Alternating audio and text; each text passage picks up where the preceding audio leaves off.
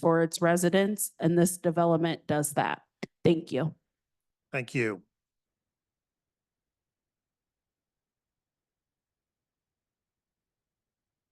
Hi, I'm Rachel Hostetler, 4146 Booth Place in Rosedale, apartment in Rosedale. I'm here to express my support for the housing development being proposed at Mission and 43rd Street. Since the adoption of the Rosedale Master Plan, there has been a lot of high-end housing built in Rosedale, but very little mixed income housing. We need more affordable housing options. And this housing development would help meet the need for more affordable and quality housing options in Rosedale. The other reason I'm supporting this housing development is because it will be overseen by Community Housing of Wyandotte County. CHWC has a very good track record for working in the community. I think they've been very responsive to the community's concerns on this development. And CHWC is very community-minded, and I believe they'll provide good supervision and care of the property. I strongly urge you to support the housing development being proposed.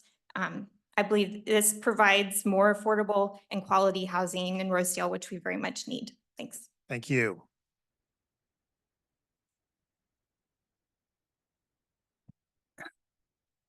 Terrell Rouse, 2303 South Early Street, ACK 66103. And this project is a much needed resource for the neighborhood. It's that area has been a vacant lot for as long as I can remember, and it'll be a big improvement to the site and an asset to the neighborhood. Thank you. Great. Thank you. Hi. Hi. Laura Ball, 2832 South 8th Terrace in Rosedale. I support this project and I hope that you all can get behind it as well. I've been in Rosedale for a little over 12 years. We have 2 kids there. We used to live 2 blocks up from this current property that they're talking about. And with the school being so close to that Frank Rushton, it'll be great to have apartments that offer more than 1 bedroom with walkability for kids to get to school, safe walkability, because there's not a lot of sidewalks in Rosedale, and there's a great sidewalk that runs right along 43rd, and I think that's really important. And also with KU building up, we've had so much growth of more high-end apartment living, and there's not a lot of accessible, affordable housing for a lot of the Rosedale population. We've lived there for 12 years. We've seen tons of our neighbors moving out because they can't afford, the property values have gone up so high, they can't afford their taxes, they can't afford, so you're losing a lot of the character of Rosedale in that. And so I think it's really important if you have affordable options. Our neighbor who has grown sons, they can afford to move out and stay in their neighborhood. And right now you can't, it's hard to do that. It's hard to find that. And so I think that's a really important factor. And I mean, I think Rosedale's a great community. Obviously, a bunch of people have come out to support, and we really care about our community. And so I think this would be a great project to help keep it what it is. Great. Thank you. So what you're saying is once a Rosedalian, always a Rosedalian. All right. All right. Anyone else? Okay. I'm going to go to our online folks. I'm going to start with Ellen Edgar. Ellen Edgar, give us your name and address, please. Hi, everyone. My name is Ellen Edgar. I'm at 3027 South 9th Street in Rosedale. My husband, Caleb, and I have been Rosedale residents for 10 years, and affordability was a main reason that we moved into the area as 2 nonprofit professionals at the time, and even still now.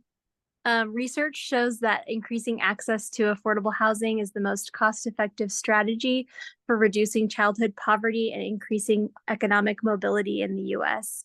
As parents of 2 kids, we strongly support these apartments being built to continue to address the national and local shortage of affordable housing. Thank you so much. Thank you. We'll now go to Billy Brame. Billy Brame.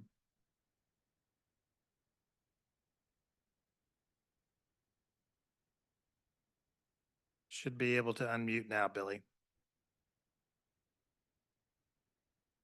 Billy Brame. I'm going to move on to Kimberly Hunter. Kimberly Hunter.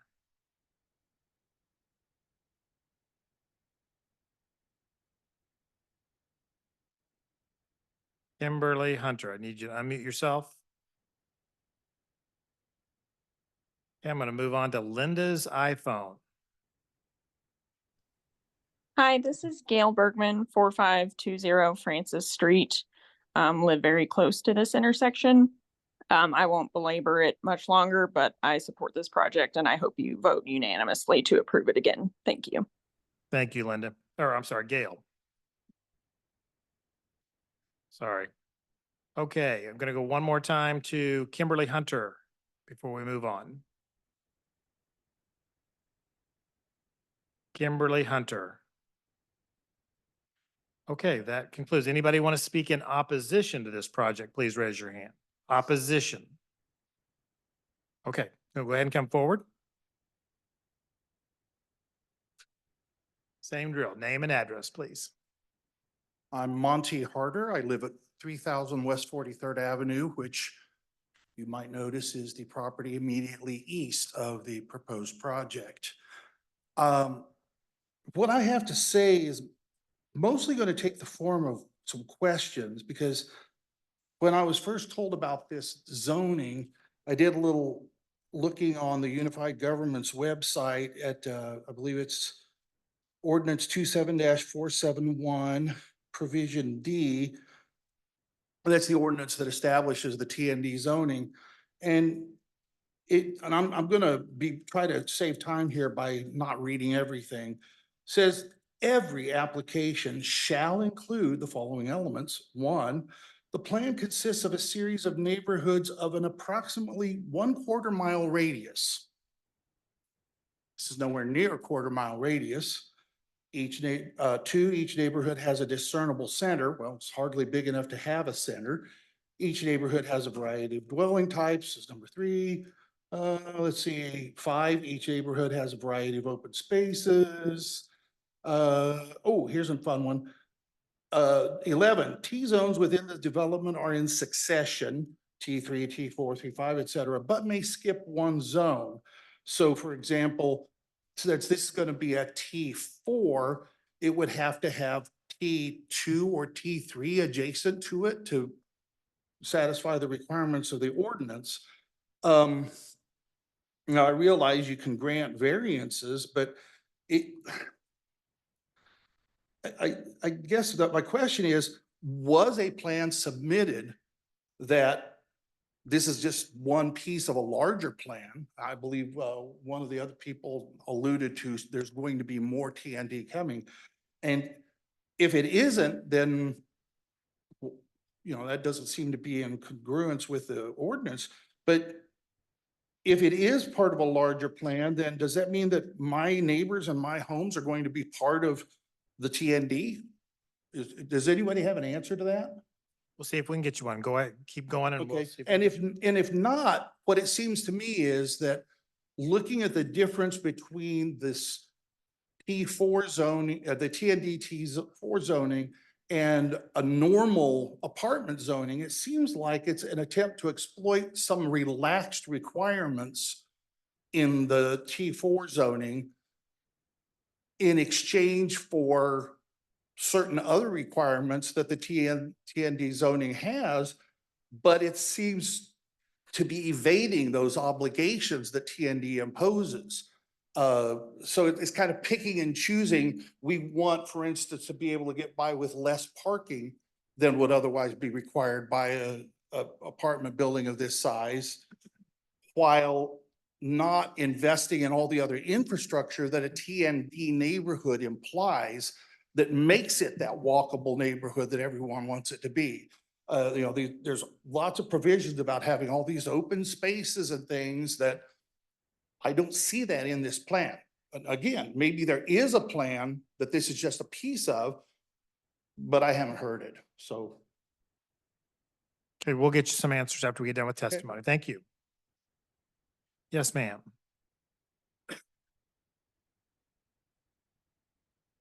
Good evening, everyone, all of you. Good evening. My name is Melody Harder, and I live at is my husband, unfortunately. I live at 3000 West 43rd. We lived there over 40 years. I spent my lifetime as a social service worker. I worked at 1608 Prospect in the most destitute area of town, working with developmentally disabled adults. And so I understand the need for accessible, affordable, safe housing. I advocated for that all my life.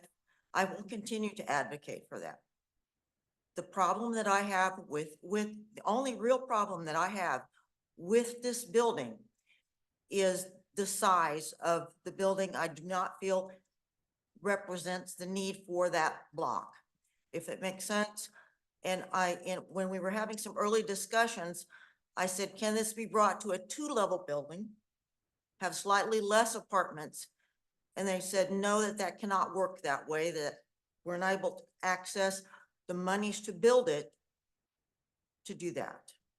So the safety of the in and outs and of to and from the property, I've had some conversations back and forth on email with some of the commissioners, and I noticed that some of them were addressed in the suggestions that were made, and I appreciate the efforts that were done by the Wyandotte County staff members that have been working on this project to address some of the issues such as the lighting, the sound, and the visual, and the barriers that need to be addressed to make it a livable neighborhood. And so if those can be addressed, then I would be in support of the project if it were not so large, and so that some of these issues could be addressed. Okay, thank you very much.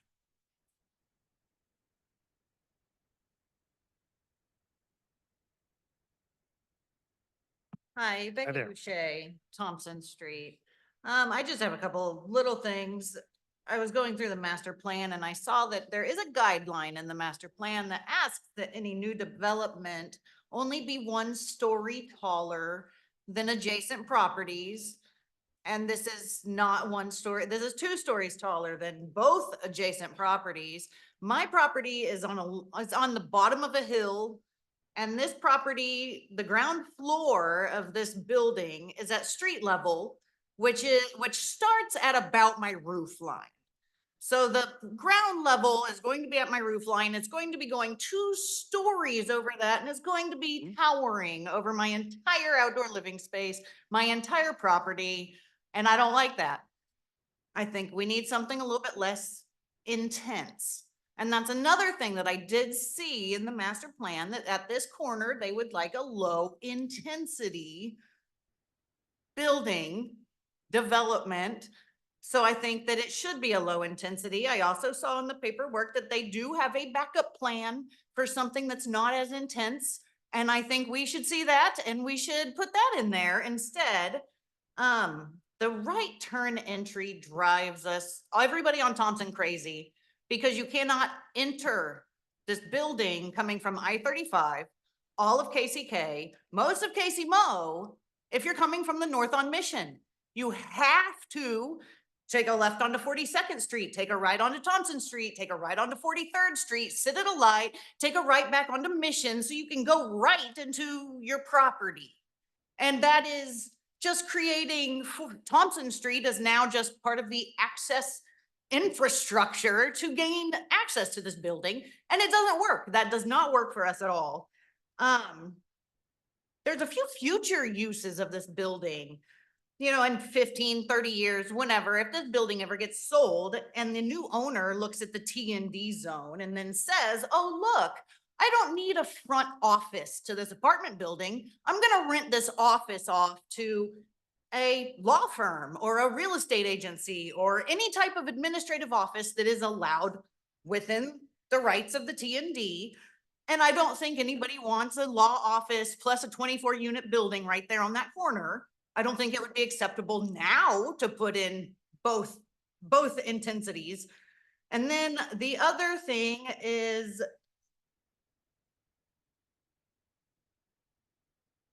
I think that's about it. Oh, yeah, it crushes the future roundabout that we've always wanted. Even if it comes 75 years from now, I think that we should leave something open for that wonderful roundabout that we all want in Rosedale. And oh, and then also the lodging parking bothers me because within the zone, all apartment buildings within this zone are allowed by right to have 12 rental units. They don't have to ask, it's just they're allowed by right to have up to 12 lodging units. And the lodging units have a different amount of parking that is necessary than the apartment building units. And so if in the future somebody decides they're gonna buy this building, they're gonna put in a administrative office into the front office that is now the front office, they're gonna have 12 Airbnbs, plus they're gonna have 12 apartments for rent, and none of this has any parking. We have 34 parking spots for at least 28 units. And it's shared parking. There's 24 units in the building, but then we have another at least 4 or 5 units that they're now sharing parking with. So it's really all of it's just the parking is not adequate at all. There's no apartment building that will get away with having this little amount of parking available in our area. And I think that's about it. Okay, All right. thank you very much. Yes, sir.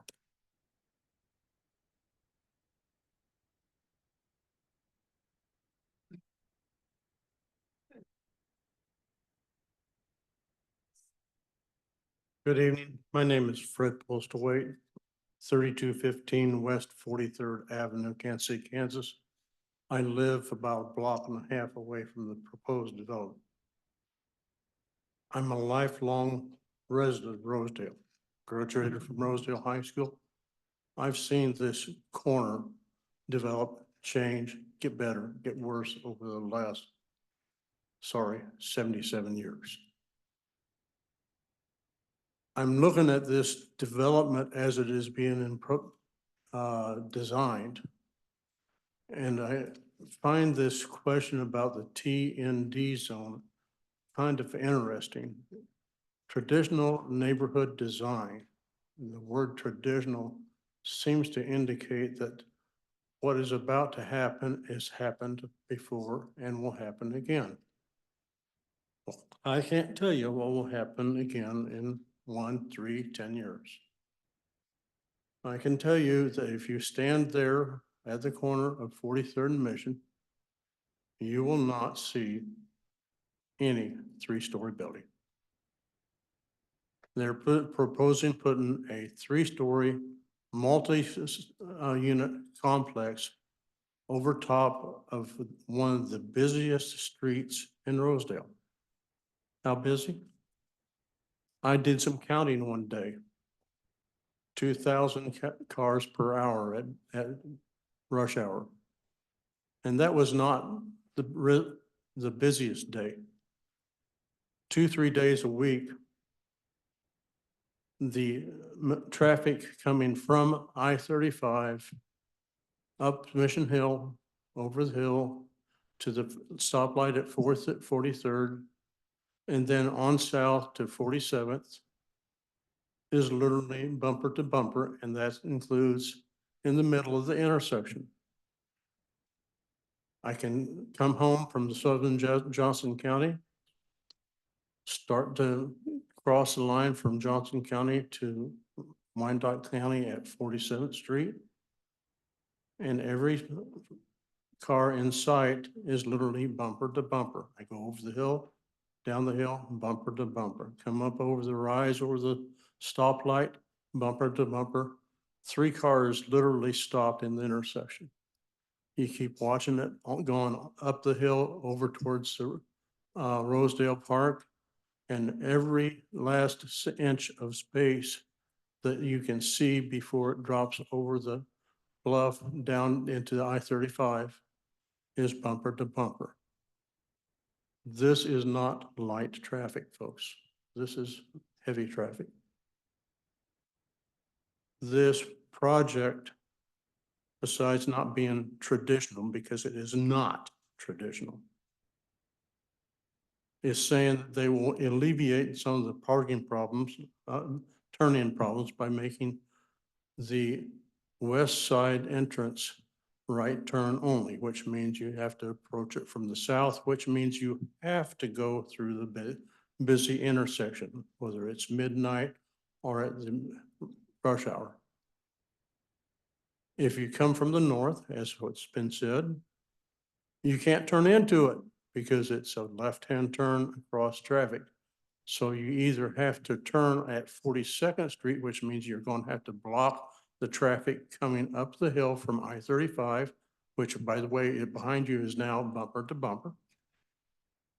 Or you have to drive on south, maybe to 47th Street, drive a half mile west from 47th Street to Rainbow, drive another half mile north on Rainbow to 43rd, turn left, come down towards the stoplight at 43rd and Mission.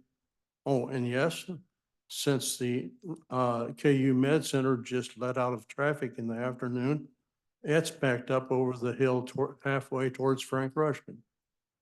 And you're going to have to sit there for 2 or 3 lights to turn right to get going northbound to the entrance to your parking lot.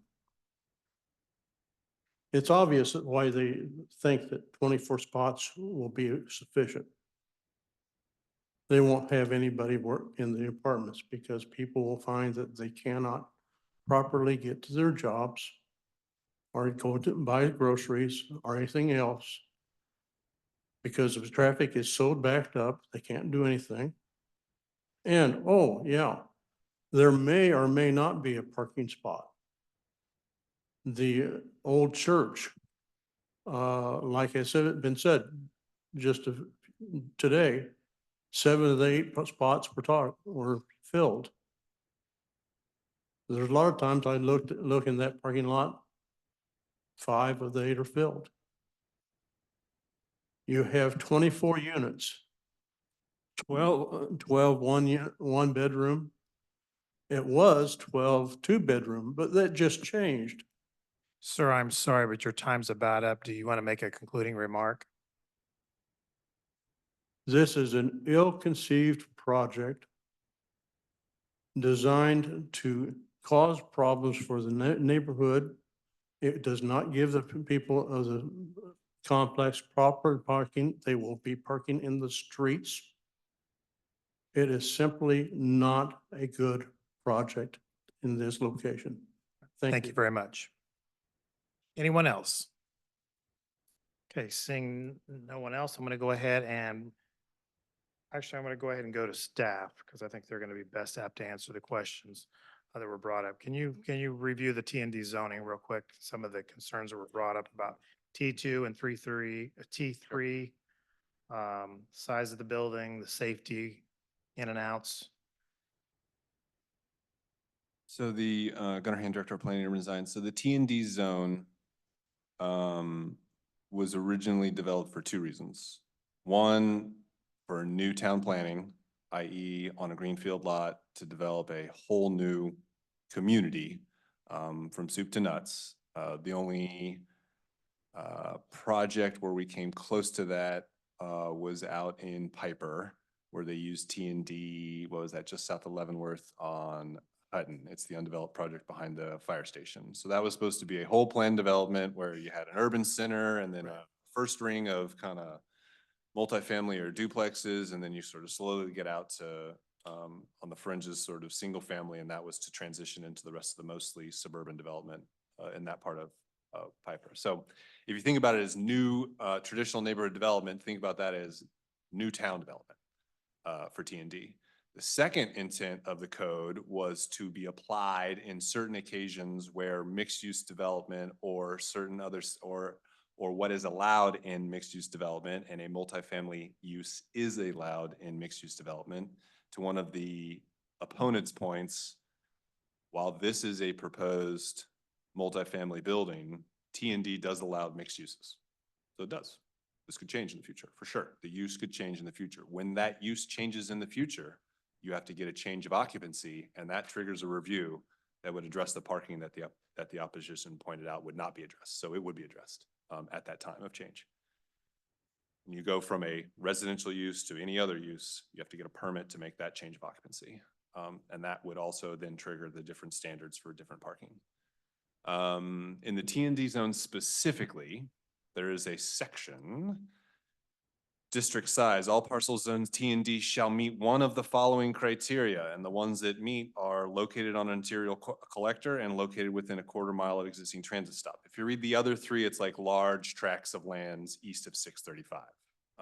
And this is not a large tract of land east of 635 to build, again, a brand new, not just subdivision, but like whole community, but to do these types of infill projects as needed. So it meets the standard to be a T&D as applied. The benefit of T&D, which was selected by the applicant moving forward, is certainly one about parking. And that's been an issue throughout the whole thing. The T&D parking standards is less than, say, a commercial zone or a R3-4 zone. Probably this would be R4, maybe R5, depending on the density, I think. So those would have their own standards. T&D reduces the parking standards. All right. Other one I wanted you to address was the size of the building in relationship to the surrounding properties. Somebody mentioned the fact that it can't be more than 1 story or 2 stories above neighboring properties. Yes, so regarding the Rosedale area plan, there are 2 things to consider. One is the land use plan. And in that land use plan, this specific intersection, 43rd and Mission, is identified as a future neighborhood center along a neighborhood corridor. Both 43rd and Mission are identified as neighborhood corridors within a neighborhood revitalization area, which means, you know, they want to revitalize, rebuild, infill the area in general, which is what this is, an infill project. But the land use category is general urban. So when you go down to general urban, you read the area is predominantly residential in character with row houses, townhomes, and single-family houses. 3-story apartment buildings, retail and office uses are allowed only on neighborhood and mixed-use corridors. Again, this is a neighborhood corridor.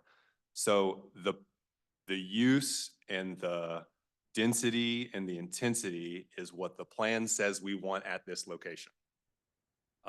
It's on a mixed-use corridor, a commercial.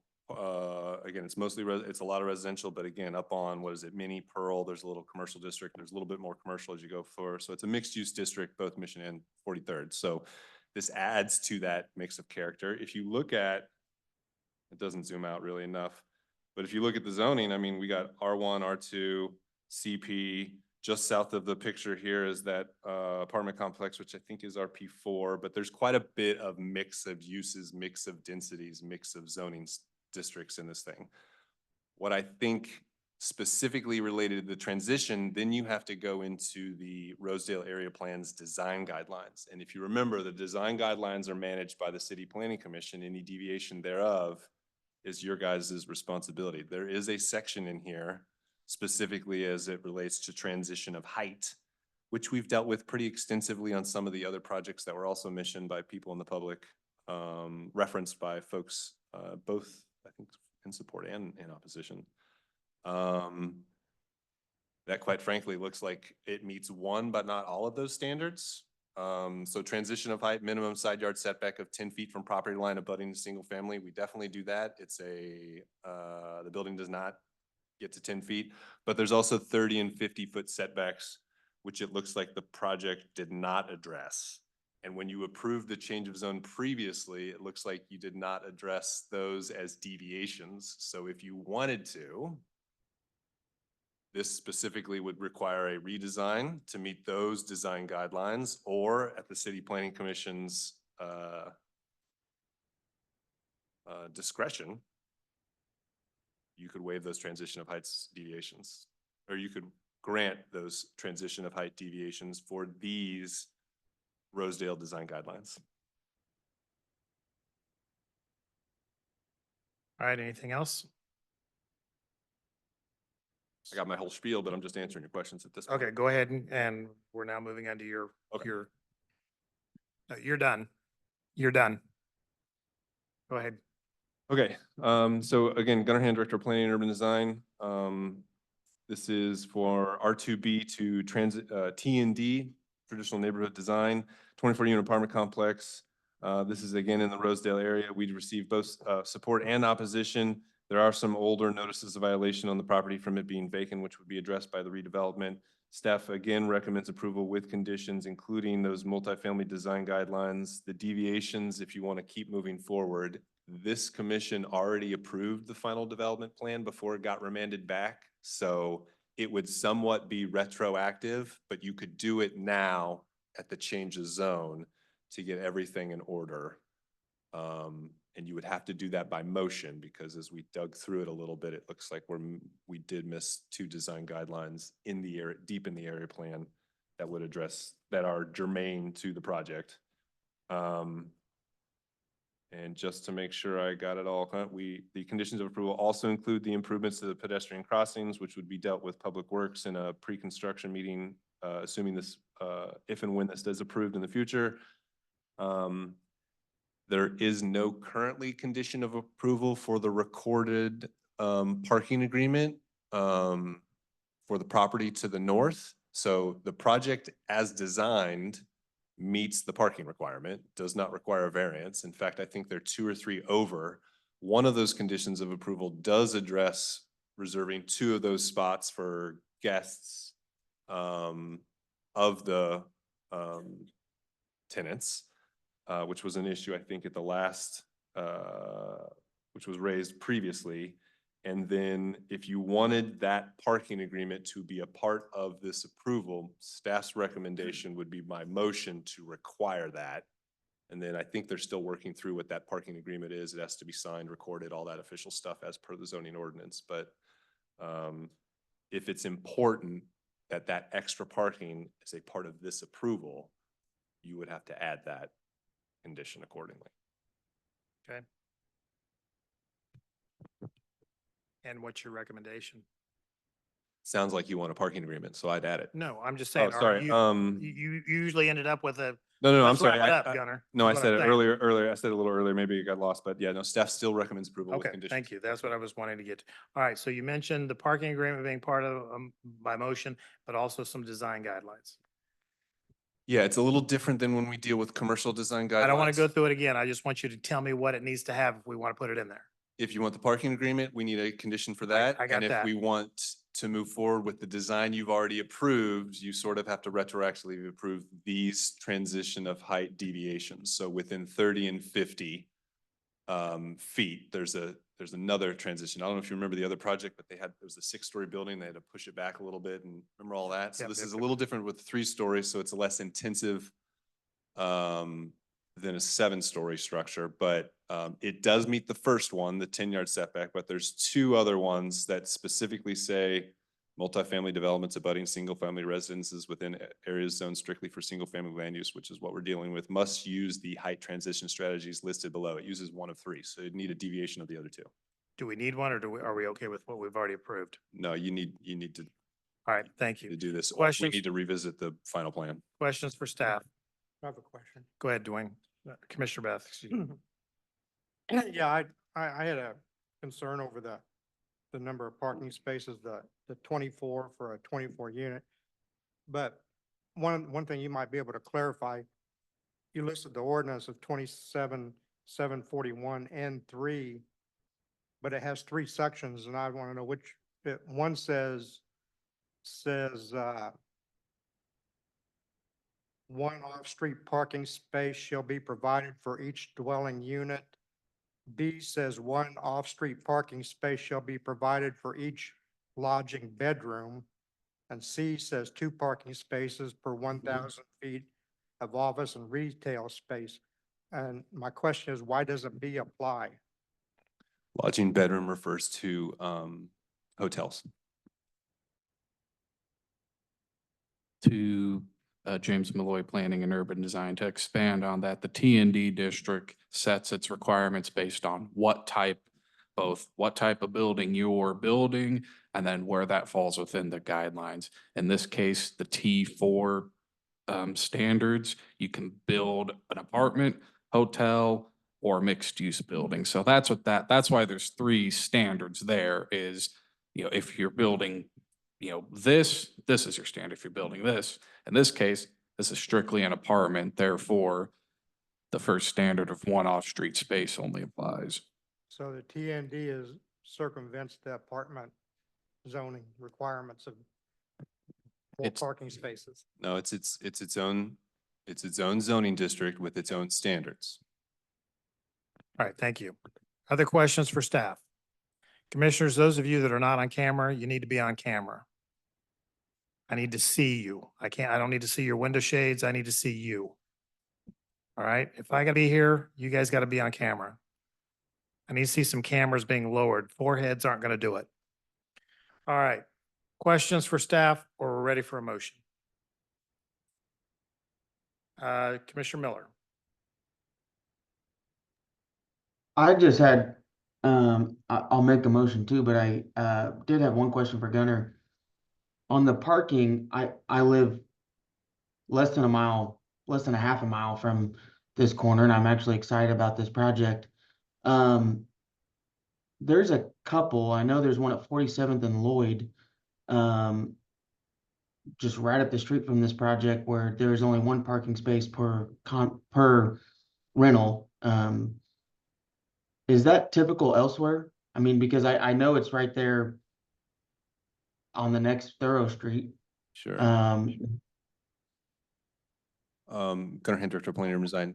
If we're talking about the same project, which I believe is on Mini, they also received a variance for parking for that duplex. Right there on 43rd and Mini, up the block. One of them's a short-term. Well, rental. Is that the one well, you're talking about? there's another one, yeah, but there's an actual apartment complex. It's on 47th in between Lloyd and Booth. And I used to live right around the corner of it on Booth and never had an issue with it. And it was only one space per unit. It's been around for a while, so.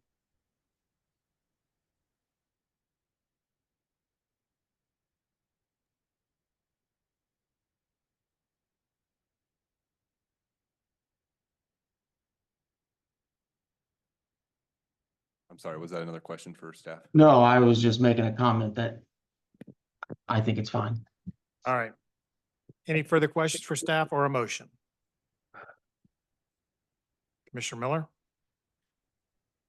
Move to approve subject to staff stipulations and comments, along with the needed parking variance.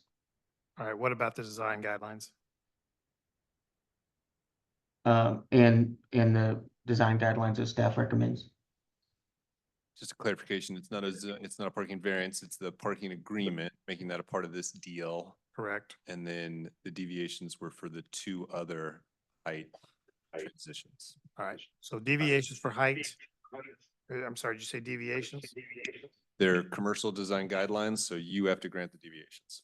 Correct, but that's what he's including in his motion. I believe so. All right, so I just want to make sure that's clear, along with a parking agreement. Okay, is that a second, Commissioner Jones? Yes, it is. Thank you. Okay, the motion is to approve change of zone 2024-22 made by Commissioner Miller to include a parking agreement and deviations in the height guidelines as discussed previously. Has been moved and seconded. Is there any additional discussion? Seeing none, roll call. Mueller, Aye. Schwartz, Aye. Straws. He's sorry, he's off. He's sick. My bad, did That's not all right. notice. I should have told you that. Ward, No. Armstrong, Aye. Beth, No. Easterwood,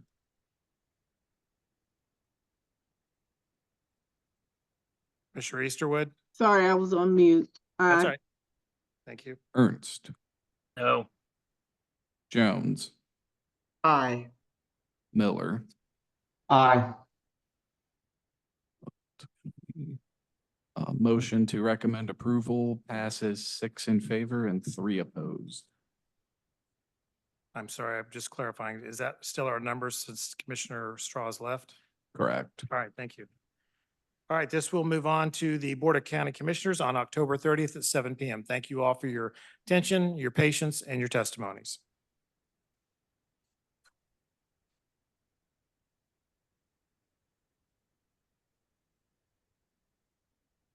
Go ahead, Mr. Malloy, call the next case. I'll give everyone a second to shuffle around. All right, let's roll. Let's keep going. Fair Sorry. enough. Folks, I need you to go ahead and exit. I got other cases. I got 16 more.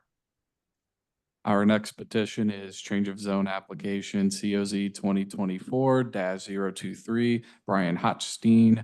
Change of zone from R1 Single Family District to MP2 Plan General Industrial District for outdoor storage at 1930 South 74th Street. Excuse me, I need you all to take it outside, please. We've got a long night ahead and you all aren't helping me. Thank you. Mr. Hochstein? Good evening, Brian Well- Hochstein. I'm sorry, did you not finish? Not yet. All right. The following items were included as part of the record for this case. The city's currently adopted zoning and subdivision regulations, the official zoning map for the area in question, the city's currently adopted master plan for the area in question, the staff report and attachments dated October 14th, 2024, the application and other documents, plans, pictures, and maps submitted by the applicant in furtherance of the case and contained in the official file, the notice in the Wyandotte Echo, and the notices to property owners. Again, this was heard previously on August 12th, 2024 by the Planning Commission and approved. It was remanded back by the Board of County Commissioners on August 29th for additional information. Did they ask did they specify what kind of information they're looking for? Nope. Unclear. Okay, so we'll just stay here all night and try to figure that out. All right, Mr. Hochstein, I apologize for the inconvenience and your patience and for me trying to rush it through, but my patience is wearing a little thin. I hear you, sir. I will try and move through this quickly. Brian That's all right. Hochstein with MKEC Engineering, 11827 West 112th Street in Overland Park, Kansas. James, I had a presentation I'd sent you. Got it, perfect. I'll go through this very quick. There's not a lot of words. The only commissioner that really spoke a lot when we went to the Board of Commissioners was Commissioner Burrows. I think a lot of this had to do with our general proximity to Holiday Drive. And I'd like to talk about where we are and what the land use plan for this site is. I think you guys will remember this as soon as we kind of go through this. One point of order, this was also a PR. Is that being voted on, or are we all good on that? Land review was approved. It doesn't. All right, Okay. I just want to make sure we check all the boxes so we don't have to come back. All right, if you could go to the next slide, please, Gunnar. So here, this is the site context. This is the one that has the white wastewater treatment to the west. That is zone single family. To the north is MP2 already. To our east is, I'm just going to call it junkyard because I'm too tired of trying to describe it nicely. And to the south, it's railroad tracks. If we go to the next page, we went and we tried to describe this, but now we're showing you in pictures. In 1959, this was a cattle hog operation. If you could hit the next slide, we zoom in on our physical site, those triangles, loading chutes for animals. This has essentially always been an industrial area. Next slide, this is the property to the north. This is zoned MP2. Next slide, please. To the east, both of these pictures, hopefully you remember, they are storing a whole bunch of open storage on the side. I know the city is trying to address that as well. Next picture shows it from street view. And then if you want to continue to the south, we have the railroad tracks, and you can see South 74th Street as it continues south. And then finally, we can't get on that property, obviously, to show you the wastewater treatment plant. So what we've done is on our site, if you go to the next slide, please, we've secured the property. So this is the one that we need to get the rezoning taken care of so that the fence is in conformance. And basically what we also heard was there are residential properties out of here. We just heard a whole thing about how people need places to live, and I'm not trying to disparage the properties out here, but you've seen the condition of them. So we want to show you the 4 adjacent properties that are generally in the proximity all to the east of our site. So if you hit the next slide, we've seen this one. This is the one that's due east. This is a little farther north, and then we're going to continue north on 74th Street, and then one more property. And so those are the 4 residences at north, and that matters because you'll see here in a second when we look at the comprehensive plan what that actually looks like and where the city's moving. If you go to the next slide, we also talked about this. We want to rezone to this MP2 primarily for the fence. What we're doing is outdoor storage. It fits within the context of this area. Most of the uses here are industrial, despite the fact that there are a few residential homes. It's been approved. Previously, we took it through a FEMA letter of map revision to build these pad sites up out of the floodplain. And that's really the only way things can develop out here, because the entirety of the site and everything north of the railroad tracks to the river is in the floodplain.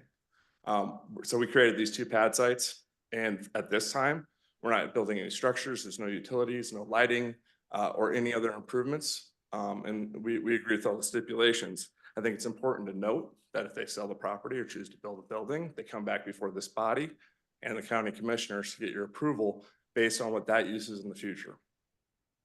And then finally, the last 3 slides we wanted to show you, it's kind of a surprise to us. We went to the consent agenda to the county commissioners. We obviously heard Commissioner Burrow's concerns, and we had 1 person come up and speak in opposition to it.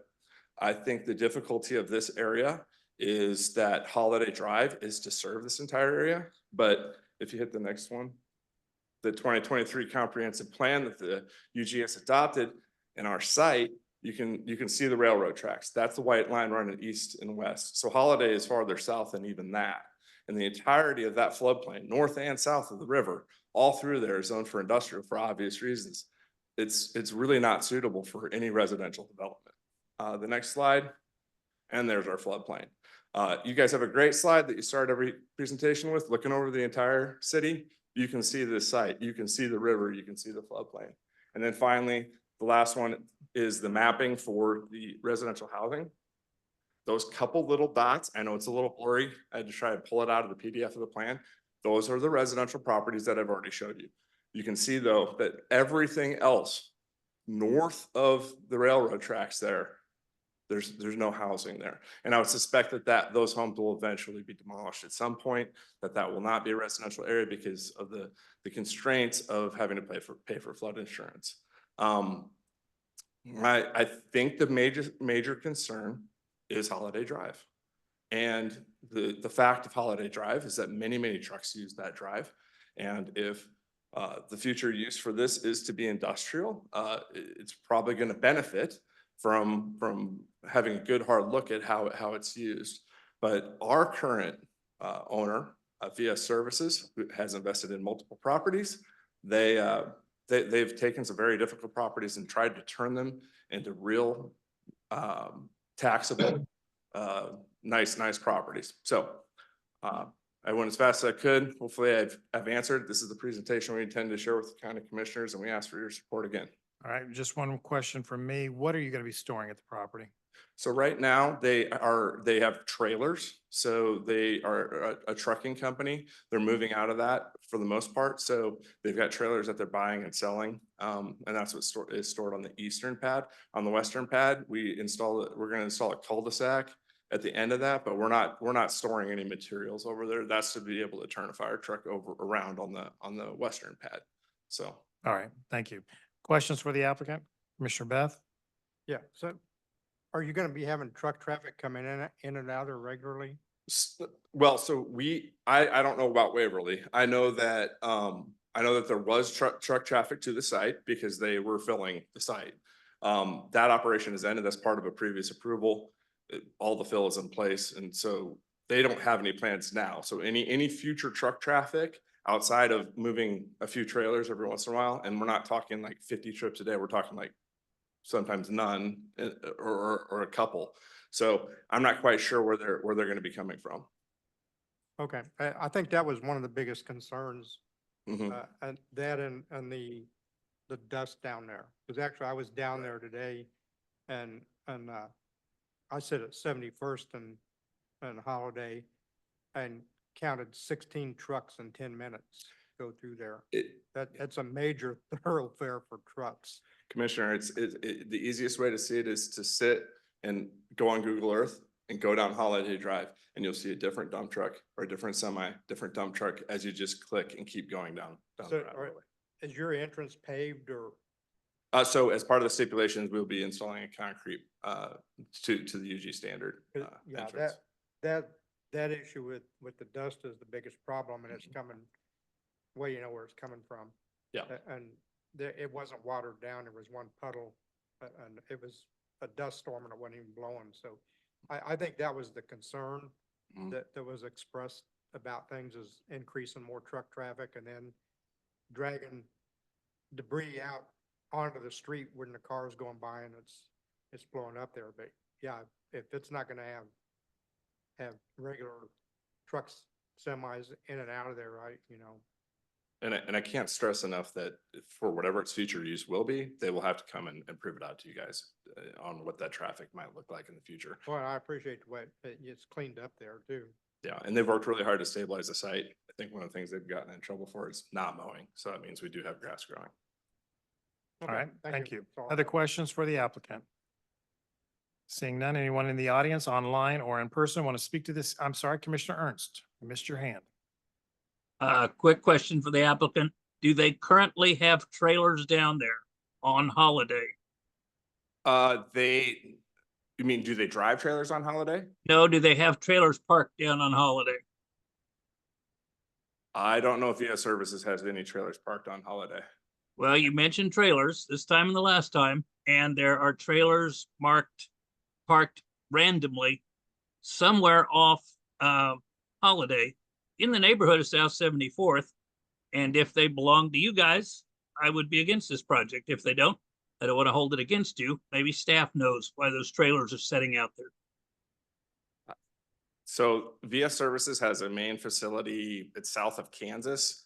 That's their main headquarters. That is a secured site. That's where they keep most of their trailers, Commissioner Ernst. That has an overflow parking lot and those have been developed in the last 5 years. And then they have other secondary properties. And the fact that they're actually selling most of their trailers, I can't imagine that they have another property that I don't know about. I can't for sure say whether they're their trailers or not. Fair enough. All right, thank you. Anyone in the audience want to speak to this case in favor or in opposition, raise your hand or come to the microphone if you're in the chambers.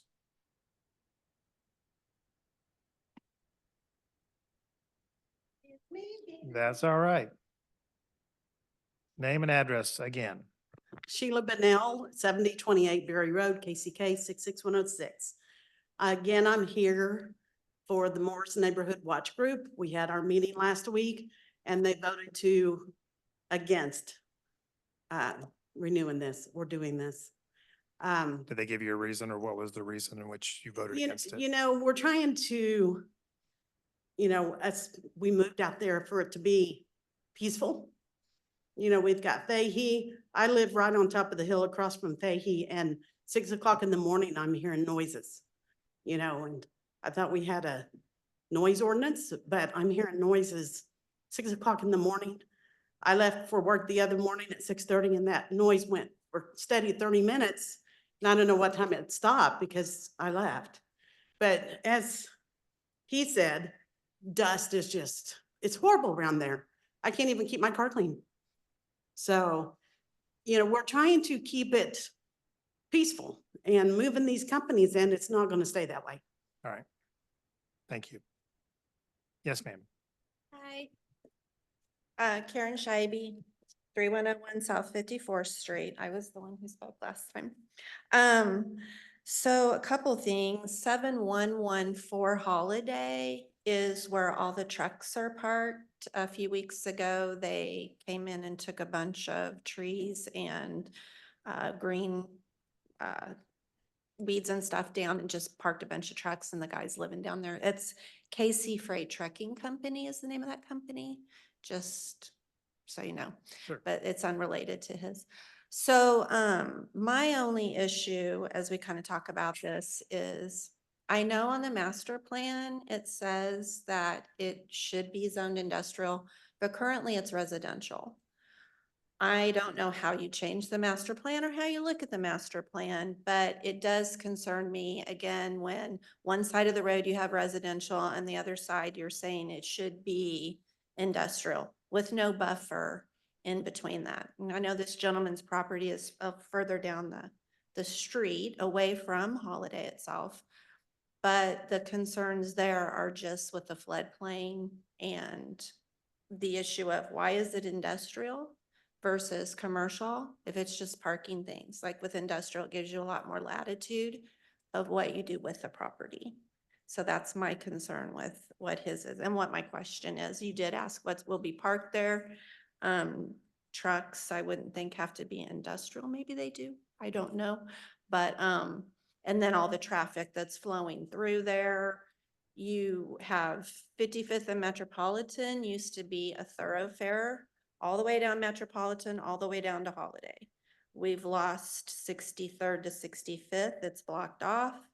Now you come in 65th and you go down Holiday. That road is now, they're making 2 new roads on the side for BPU to do fly ash.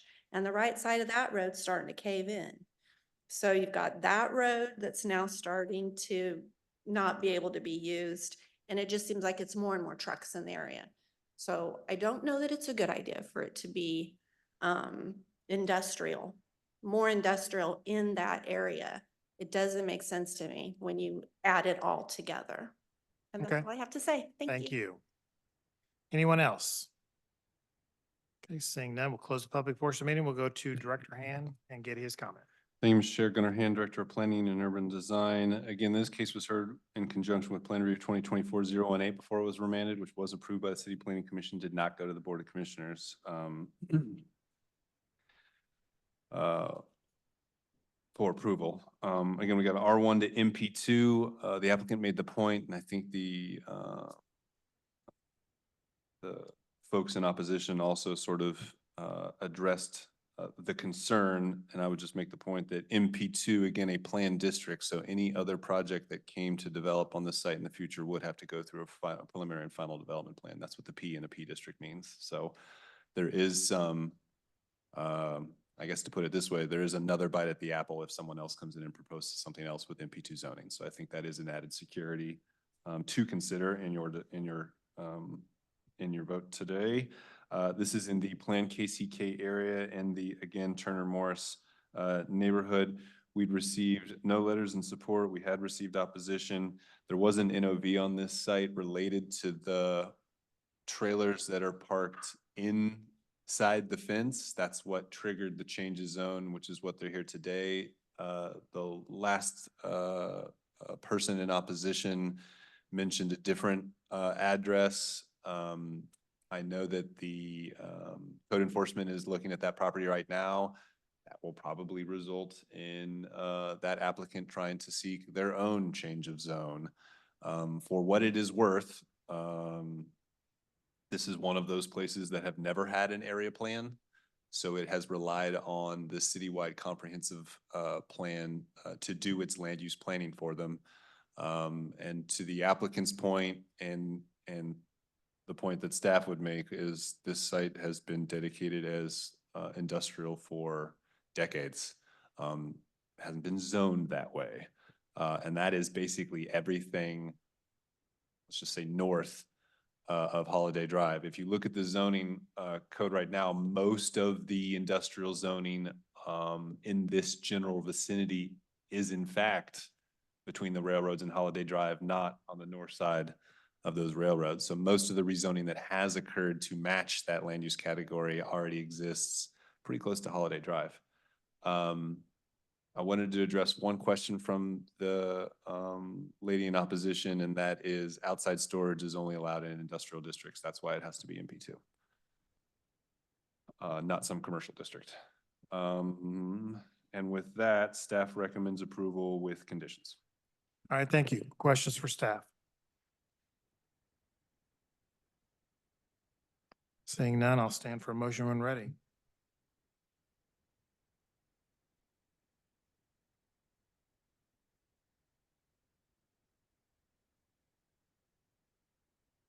Commissioner Easterwood. Yes, Mr. Chairman, I make a motion for approval with conditions recommended by staff. All right, motion for approval of change of zone 2024-23 made by Commissioner Easterwood, subject to staff stipulation and comments. Is that a second, Commissioner Armstrong? Yes, it is. Thank you. Any discussion? Seeing none, roll call, please. Moeller, Aye. Schwartz, Aye. Ward, Aye. Armstrong, Aye. Beth, Aye. Easterwood, Aye. Ernst, Nay. Jones, Aye. and Miller.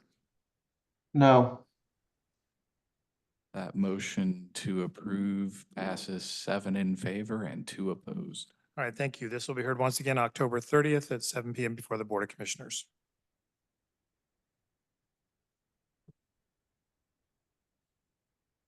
Our next petition is change of zone application COZ 2024-027, Jason Dandoy. Change of zone from R1B Single Family District to CP0 Planned Non-Retail Business District for a legal non-conforming office building at 4116 Strong Avenue. The following items were included as part of the record for this case. The city's currently adopted zoning and subdivision regulations, the city's official zoning map for the area in question, the city's currently adopted master plan for the area in question, the staff report and attachments dated October 14th, 2024, the application and other documents, plans, pictures, and maps submitted by the applicant in furtherance of this case and contained in the official file, the notice in the Wyandotte Echo, and the notices to property owners. Do any of the members of the commission have any contact to disclose on this application? Yes. Yeah. Mr. Dandoy is a client of mine, so I'm going to have to recuse myself on this file. So I'm going to turn the meeting over to Vice Chairman Karen Jones to handle this one. Thank you. Okay, thank you, Chairman Carson. So, Mr. Malloy, I'm ready to proceed with the case. Is that Mr. Dandoy at the mic? It is. Okay, please give us your name and address and tell us about your project, please. Sure, my name is Jason Dandoy. I'm with Barden Properties. Address is 2105 West 49th Street, Westwood Hills, Kansas. My family recently acquired this property just over the summer. It has been used as a dental office for over 30 years.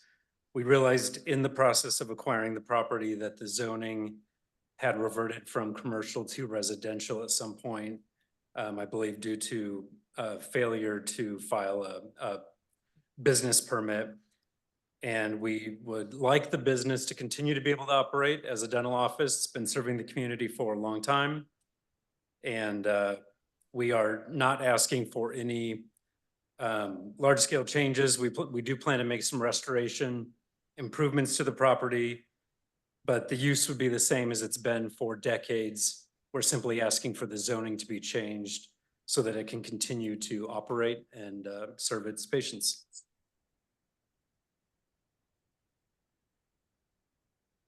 Got it. Thank you, Mr. Dandoy. Do any of the commissioners have any questions of the applicant?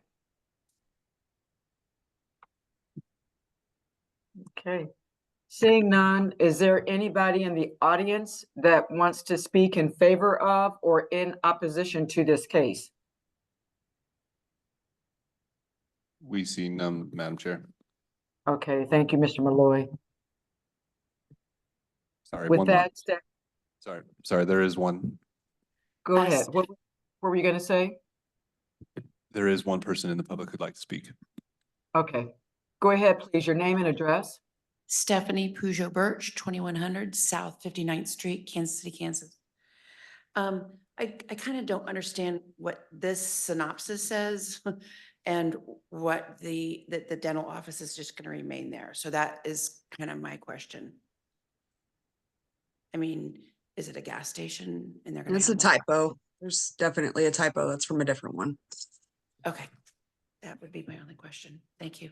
Yeah, Gunnar Hand, Director Okay. of Plan and Urban Design. The synopsis is wrong on the slide. It's accurate in the staff report. I apologize for the confusion. Thank you, Gunnar. I don't see anybody else in the audience that wants to speak. So with that, staff, we're ready for your comments. Gunnar Hand, Director of Planning and Design. Again, we have a application for R1B to CPO.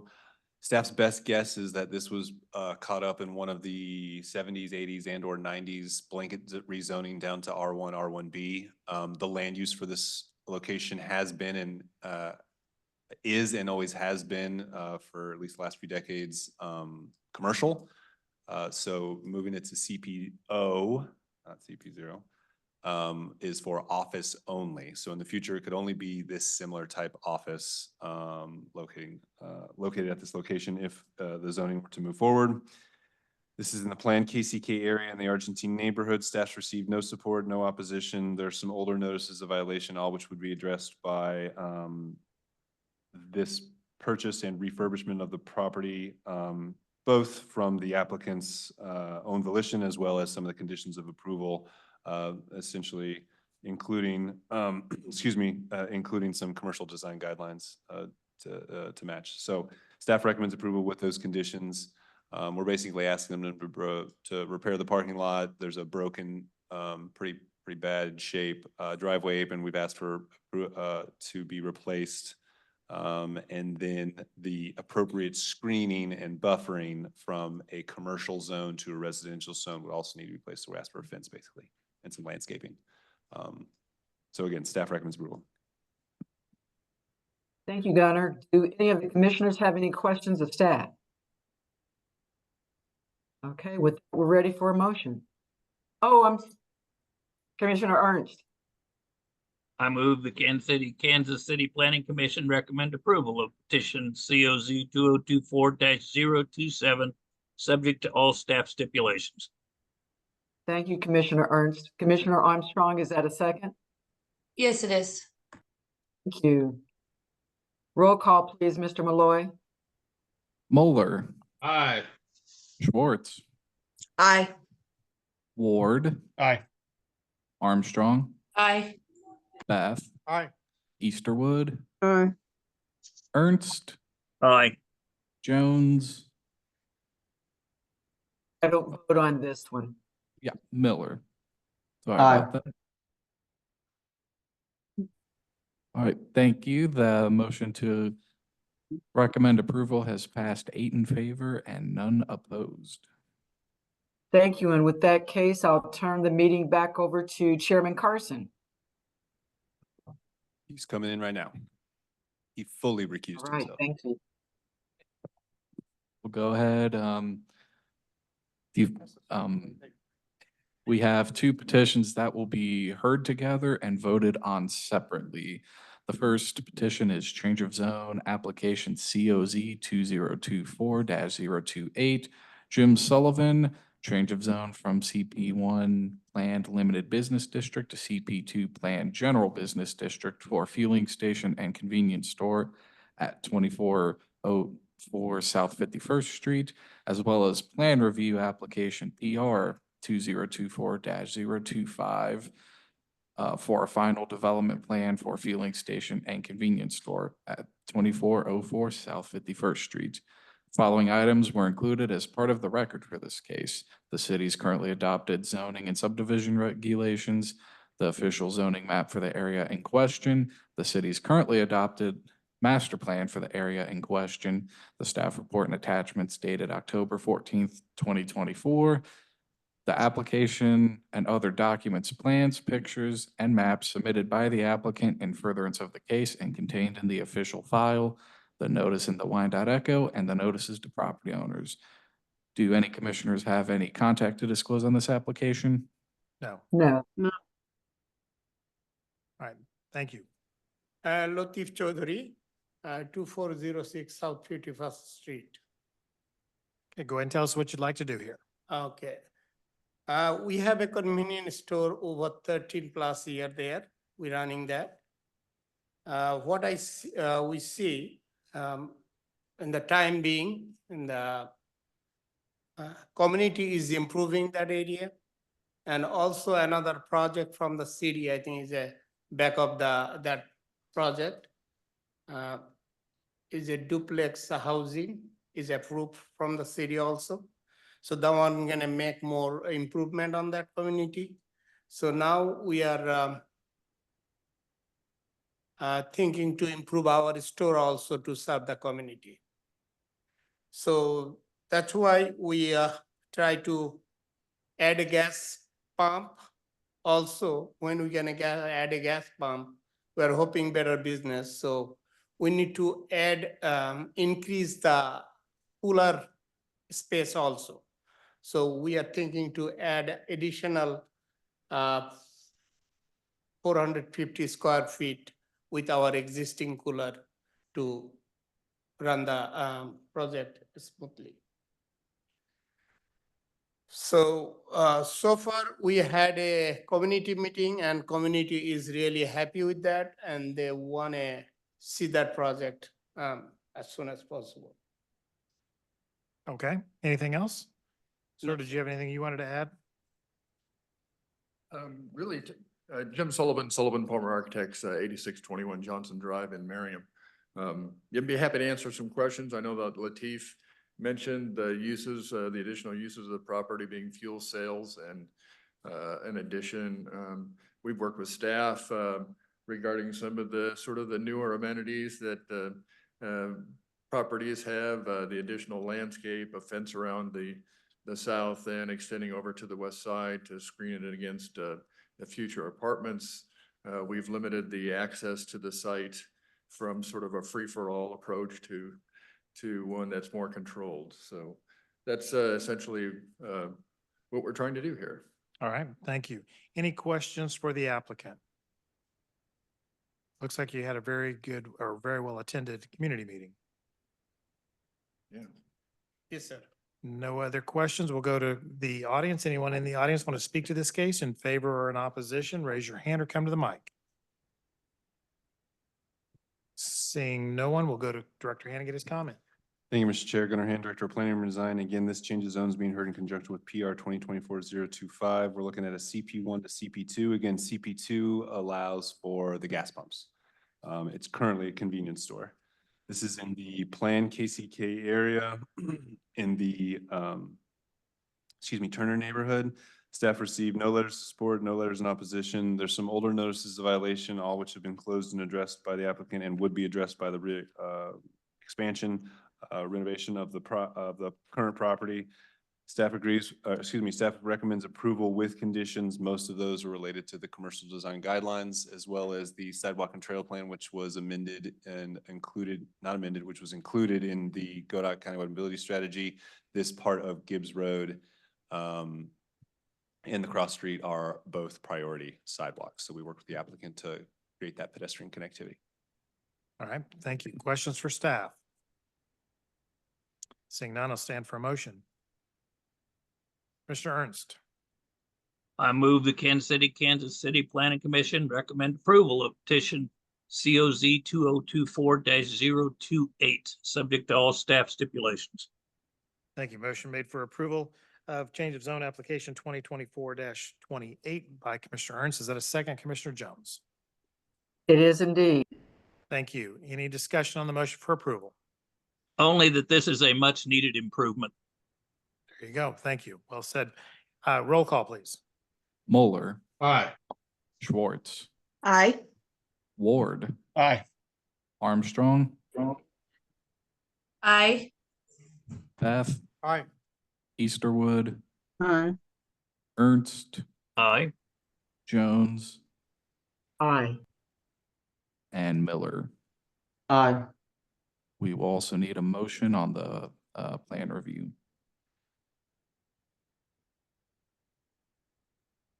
I'm sorry. Yes, we'll need a plan review. We need a motion on plan review application 2024-025. Commissioner Ernst. Motion to approve petition PR 2024-025, subject to all staff stipulations. Thank you. Motion for approval made by Commissioner Ernst. Once again, is that a second, Commissioner Jones? It is. Thank you. Any discussion? Roll call. Moeller, Aye. Schwartz, Aye. Ward, Aye. Armstrong, Aye. Beth, Aye. Easterwood, Aye. Ernst, Aye. Jones, Aye. and Miller. Aye. That motion to recommend approval, sorry, both motions to recommend approval passed 9 in favor and none opposed.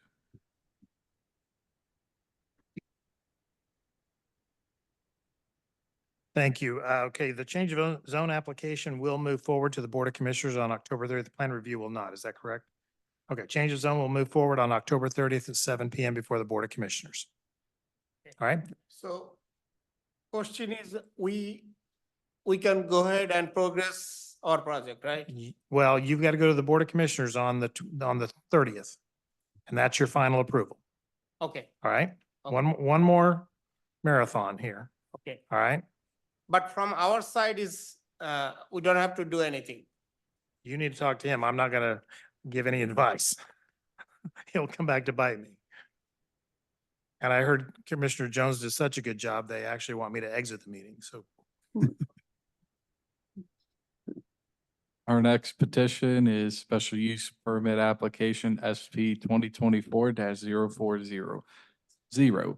Cody Foltz, special use permit for a short-term rental at 2100 North 70th Street.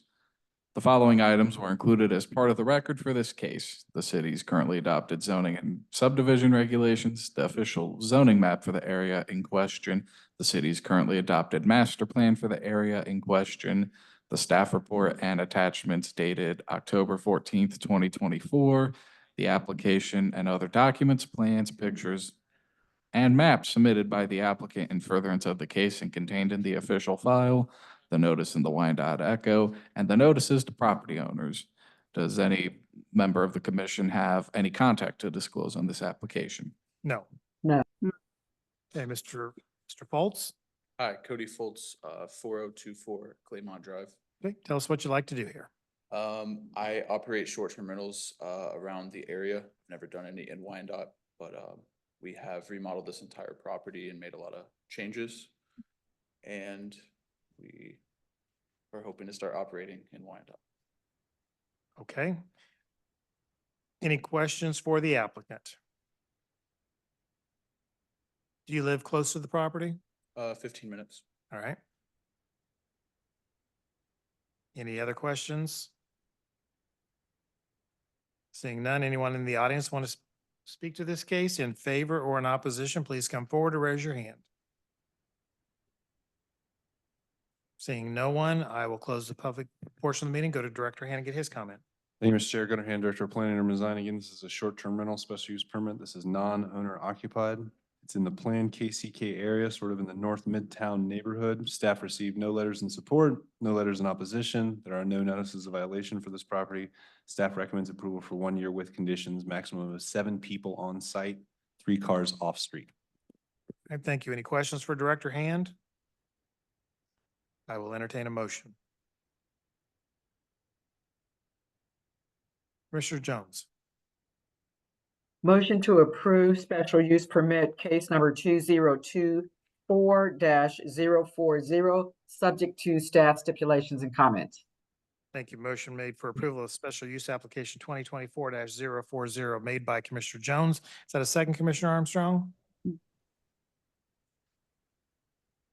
Okay, I see you nodding your head. So yes, you've got the second. Any discussion? Seeing none, roll call. Moeller, Aye. Schwartz, Aye. Ward, Aye. Armstrong, Aye. Beth, Aye. Easterwood, Aye. Ernst, Aye. Jones, Aye. and Miller. Aye. That motion to recommend approval passes 9 in favor and none opposed. Thank you. This will be heard once again, October 30th, 7 PM before the Board of Commissioners in the same room. Thank you. Thank you. Thanks for your patience. Our next petition is special use permit application SP 2024-047, Selena Umana with the Red Circle LLC. Special use permit for an event space at 6,000 Leavenworth Road. This petition was previously heard at the August 12th, 2024 City Planning Commission hearing and approved, and was remanded back by the Board of Commissioners at the August 29th, 2024 hearing. Concerns included noise and function of the site as an event space. The following items were included as part of the record for this case: the city's currently adopted zoning and subdivision regulations, the official zoning map for the area in question, the city's currently adopted master plan for the area in question, the staff report and attachments dated October 14th, 2024, the application and other documents, plans, pictures, and maps submitted by the applicant in furtherance of the case and contained in the official file, the notice in the Wyandotte Echo, notices to property owners, the prior testimony at the City Planning Commission and Board of Commissioners meetings, and communication from Lou Braswell with the Leavenworth Road Association in opposition. Do any of the commissioners have any contact to disclose on this application? No. No. Yes. I've had contact from the Leavenworth Road Association in opposition. All right, thank you. Welcome to Deja Vu Night here at the City Planning Commission, where we're rehearing all the cases we heard last month. So go ahead and give us your name and address and tell us what you want to do on this site, and we'll probably have some questions for you. Okay, my name is Selena Umana. My address is 21288 West 112 Terrace, Olathe, Kansas. Good evening, members of the commission. I appreciate another opportunity to speak with you today. To recap, Red Circle is an event space where families in our community can come together to celebrate important milestones, whether it's a quinceañera, wedding, or family reunion. These are events that are a big part of life for many Kansas City residents, especially in the Hispanic community.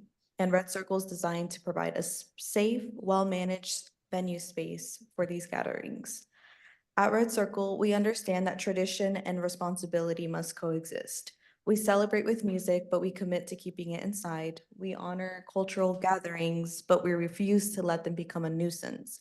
Our goal is to balance celebration with order, to allow joy without disruption, and to host vibrant events without ensuring that our surrounding neighborhood remains peaceful. We will allow outdoor catering, but we will not allow outdoor noise. We will respect cultural traditions, but we will not disrupt our neighbors. We will support family celebrations, but we will not sacrifice the peace of the community. I understand that safety and character of the area are major concerns for the commission, especially considering the proximity to the retirement, apartments, and other housing. And I want to assure you that I'm not only aware of these factors, but I've also been actively addressing them over the past several months. Since we've taken over ownership of the nearby strip mall, we put clear signage in the parking lot warning people. We've seen a noticeable reduction of people doing donuts in the parking lot, fewer delinquents hanging around, and less activities from drug addicts that would take over the sidewalk in between the plaza and the old bank where we currently have an office and where Red Circles is proposed to be. This is because we have on-site personnel during the day from 8 a.m. to 6 p.m. Monday through Friday. And while things have improved so much since we've acquired the nearby strip mall in April, just this weekend, our computer store was on the same strip was broken into. 2 teenage boys broke into the plaza when it was least attended because it was after hours when all the businesses were closed for the weekend. And this was our first break-in since we've been in ownership of the 2 parcels. So why does this keep happening after hours during the weekend? Well, it's simple. Without a visible presence, the plaza becomes vulnerable, especially at night. That's why we're proposing having security and staff on site outside during operational hours. With a security guard visibly stationed outside, just their mere presence will make people less inclined to engage in illegal activities that disrupt so many residents, homeowners, and businesses in this area on Leavenworth Road. And I'll end with this. It's just me and my dad running this plaza. It's our biggest asset, accomplishment, and represents decades of hard work and sacrifices made as first generation immigrants. We did not take this initiative lightly, and we're not here to cut corners or simply make a quick profit. We are going to protect it, we're going to nurture it, and we're going to improve it. And I mentioned the adjacent plaza because as part of the Red Circle plan, as we were going to accommodate as it grows, so will our ability to reinvest back into the plaza and bring businesses that truly serve the people in this community, like a grocery store. So families don't have to overpay for basic amenities at all the nearby stations that saturate Leavenworth Road currently. And so our community has access to the stores and the services that they deserve. And I want to emphasize that Red Circle is our first fully owned business within our plaza, and it's our first step towards enhancing this underprivileged community that I grew up around and see every day on my way to work. I currently live in Olathe, but I used to live in KCK. And we know the responsibility that this brings. We know the people who live around us, and we know the stakes, and they know us. With years of experience in the event space and trusted staff, we are committed and we're confident in creating a safe space that serves both Leavenworth Road and the people that we were once neighbors with, but now have the responsibility to take care of. I appreciate your time and comments. All right, thank you. Any questions for the applicant? I guess I'll start. You're going to have security on hand when you have events at the event space? Yes, it's mandated. It'll be paid by the client. It's one security officer per 100 people. So, but we Okay. require at least And two. then as far as outdoor activities, you mentioned something about being outdoor catering. Outdoor catering, just because that's kind of common within certain cultures to have like Talking about the tacos. food trucks or something? Okay. Yes, but we've already agreed that no live entertainment it can't run concurrently. It has to be one or the other. Okay. at the Will same there time. be any outdoor events though besides the food trucks? I mean, are No. people going to be congregating out and around? No. All right. And that's part of this, within the scope of the security officer to make sure no one comes out while live entertainment is out and obviously no beverages, alcoholic, and that's. Consumed outside. Mhm. Okay, thank you. Commissioner Jones. Chairman Carson, so one of my questions was actually somewhat what you asked, but a little bit different. So is there security on site whenever, just every day, every evening, or just when there's an event there? Just when there's an event there, but we do have 24/7 surveillance cameras around the property, and we will install more once this gets approved.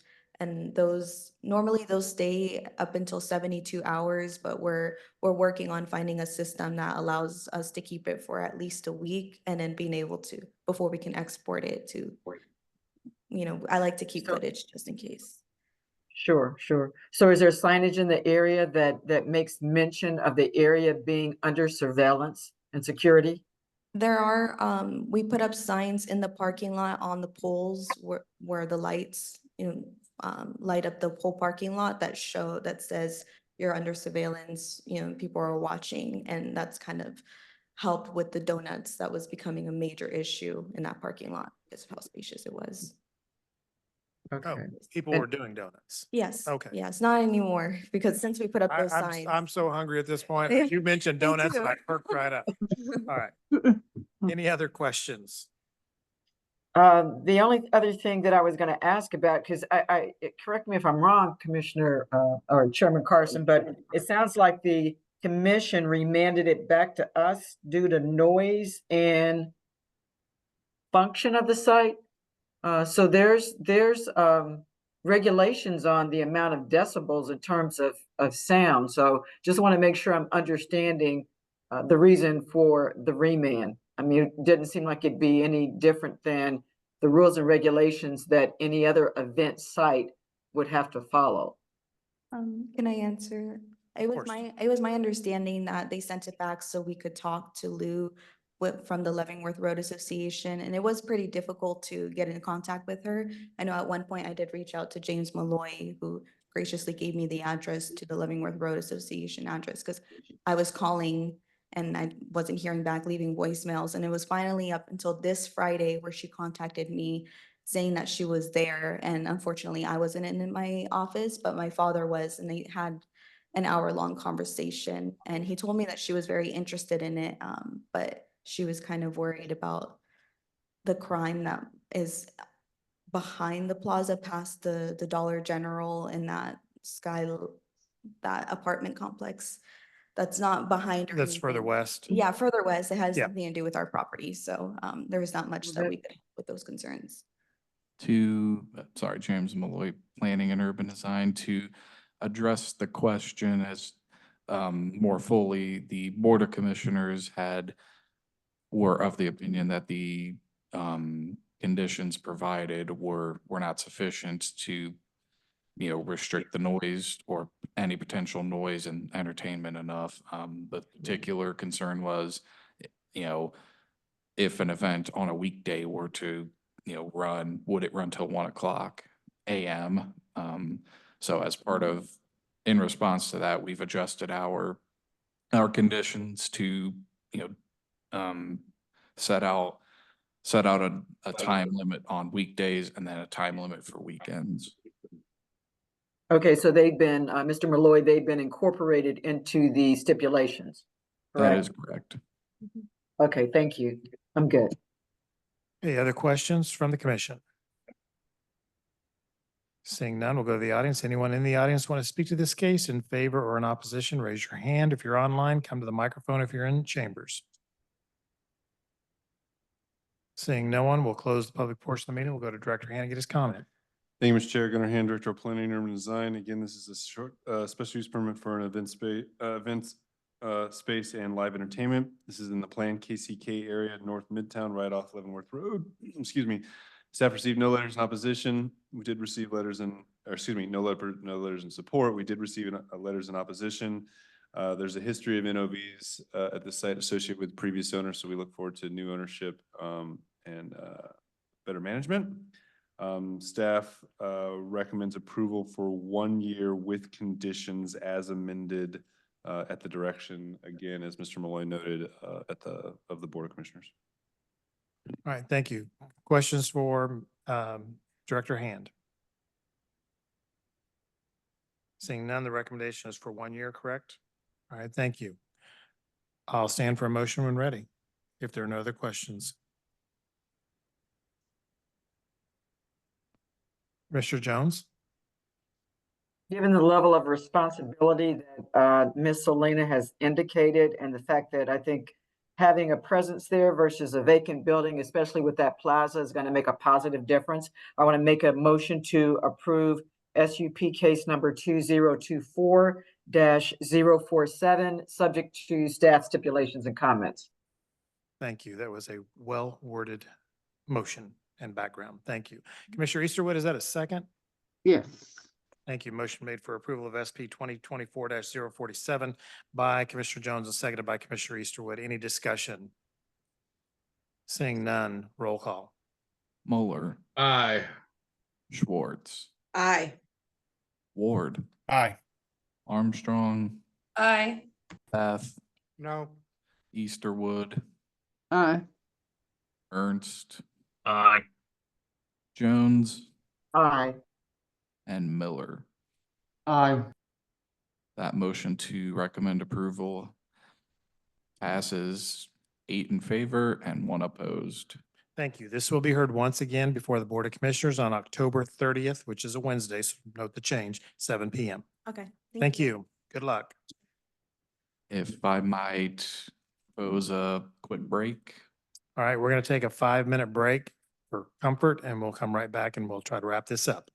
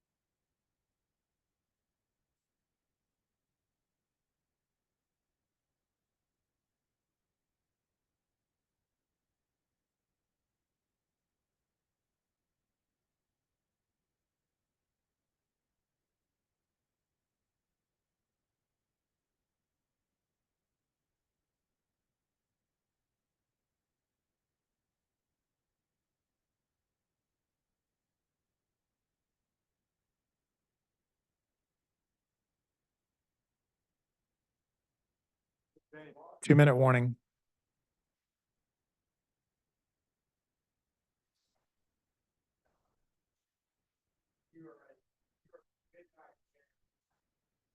I get told that all the time.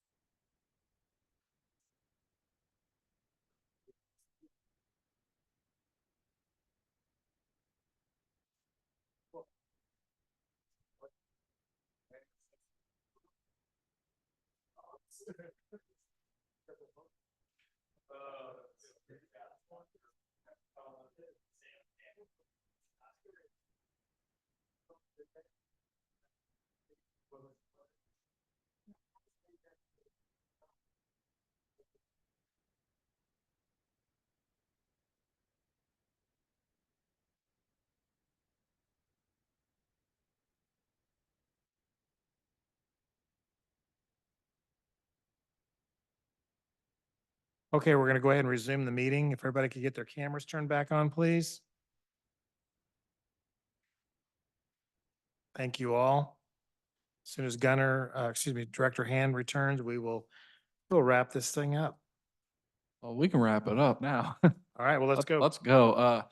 Our next petition is special use permit application SP 2024-062, Austin Thompson with Atlas Land Consulting. Special use permit for a short-term rental at 10,000 Hollingsworth. The following items were included as part of the record for this case: the city's currently adopted zoning and subdivision regulations, the official zoning map for the area in question, the city's currently adopted master plan for the area in question, the staff report and attachments dated October 14th, 2024, the application and other documents, plans, pictures, and maps submitted by the applicant in furtherance of the case and contained in the official file, the notice in the Wyandotte Echo, and the notices to property owners. Do any of our commissioners have any contact to disclose on this application? No. No. Mr. Thompson. Good evening, everyone. My name is Austin Thompson, and I'm with Atlas Land Consulting, 14500 Parallel Road, Unit R, Baser, Kansas, 66007. And what the owner is looking to do is they are looking to continue running an Airbnb. They were running one before, not having a special use permit. We have worked very closely with staff on this project for months, including doing a plat that was approved by the commission earlier this year. And now we are on the second phase of coming to get the special use permit. Just some facts about the Airbnb. The Airbnb is going to be only occupied about 10% of the year. The owner is thinking maybe 30 to 40 days throughout the entire year. And the owner lives about 500 feet. I just took a measurement. It's about 500 feet away. When we did the plat, we split the property, and the owner lives on the west side of the plat that we completed earlier this year, and the Airbnb is the eastern lot. And so I can answer any questions that you guys may have. All right, thank you. Any questions for Mr. Thompson on this application? Seeing none, anyone in the audience want to speak to this case in favor of or in opposition to, please raise your hand. If you're online, if you're in the chambers, come up to the microphone. Seeing none, we'll go to Director Hand and get his comment on this file. Thank you, Mr. Chair. Gunnar Hand, Director of Planning and Design. Again, this is a special use permit for a short-term rental, non-owner occupied. This is in the Prairie, Delaware Piper area plan. Staff received no letters of support, no letters in opposition. There was an open, is an open notice of violation for a short-term rental without an SUP, which is why the applicant is here today. The applicant also mentioned that you've seen this property before, as it had to get platted out of the parcel that included the single-family homes. Now it's 2 single-family parcels. Staff recommends approval for 1 year with conditions, maximum of 7 people on site, 3 cars off street. All right, thank you. Any questions for Director Hand? Seeing none, I'll stand for motion when ready. Commissioner Jones. Motion to approve special use permit case number 2024, subject to staff stipulations and comments, including the maximum number of 7 people as well as cars. All right, thank you. I'm sorry, Gunnar, was this for 1 year or 2? 1. All right, thank you. Okay, motion to approve special use application 2024-062 made by Commissioner Jones. Is that a second, Commissioner Schwartz? Yes. Thank you. Any discussion? Seeing none, roll call. Moeller, Aye. Schwartz, Aye. Ward, Aye. Armstrong, Aye. Beth, Aye. Easterwood, Aye. Ernst, Aye. Jones, Aye. and Miller. Aye. Motion to recommend approval passes 9 in favor and none opposed. Thank you. This will be heard once again on October 30th at 7 p.m. before the Board of Commissioners. Please make note that is on a Wednesday. Our next application is special use permit SP 2024-064 Wendy Gonzalez. Special use permit for car audio installation business at 1315 State Avenue. If you may recall, this was heard last year and approved by this board, but subsequently denied by the Board of County Commissioners.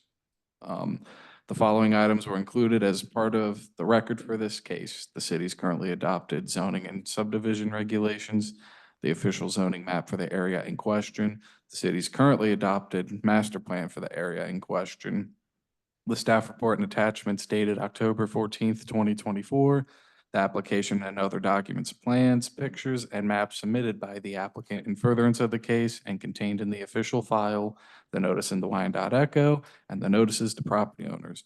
Does any member of the commission have any contact to disclose on this application? No. No. Thank you, sir. You're representing Ms. Gonzalez? No, I oppose it. Okay, we'll get you in just 1 second. Is Ms. Gonzalez online or is someone I'm sorry, just 1 second. Is anyone here representing Ms. Gonzalez on this case? I see her husband, you blessed her, on. All right, I'm looking.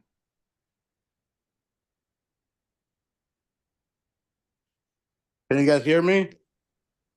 Yes. Oh, okay, good. I'm Oblester Gonzalez. I'm speaking on behalf of my wife, Wendy Gonzalez. My Go address ahead, is, tell us what you'd like to do here, sir.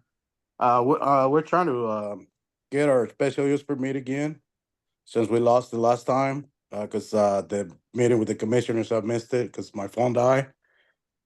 And, we just like to, get it back on. We were approved for 5 years already, so I lost it, and, I would like for you guys to get it back to me.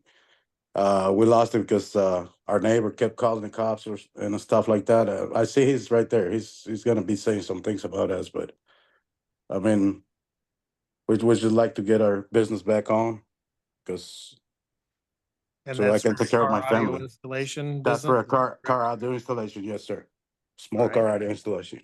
What else? Are you doing anything else at that location other than car audio installation, or is that it? No, sir. That's it. That's it. All right. Anything else you want to add before we go to the public? Well, I would like to know what my neighbor's problem is, which is he's there. I try to talk to him all the time, but he will not speak to me. Okay, well, And we're it gonna, just we're look gonna like he's get you there. we'll get you some answers. We'll probably call you back up and ask you to address some things that are brought up tonight, okay? Okay, okay. Anything else you want to add? No, that's it for now. All right, thank Mr. Chair, for the record, can we get the applicant's address? I'm sorry, Mr. Gonzalez, I need your address, please. 1876 Armstrong Avenue. All right, thank you. Okay, at this time, any questions for the applicant from the members of the commission? Yeah. Go ahead, Commissioner Beth. And Mr. Gonzalez, is there any business going on being conducted there right now? I've been going through the shop to I'm not gonna lie, to take care of some customers' warranty. And the other day we had problem with the sewer in the back, so I've been going there to clean it up and stuff. Okay. And also I was working on my nephew's truck, changing the engine. And I'm working on my other nephew right now, like doing the same thing on his car, but that's like my family. I mean, they're my nephews. Okay, yeah, the reason I asked was, I did see cars going in the back, knocking on the garage and going in the back door, so I wondered if anybody was there. No. Okay. All right, thank you. All right, we'll go ahead and go to the audience. Is there anyone in the audience who wants to speak to this case in favor or in opposition? Please come forward. Yes, sir. Give us your name and address, please. My name is Jerry Vest, and my shop is 1313 State Avenue, which is a costume shop. I've been there for about 40 years.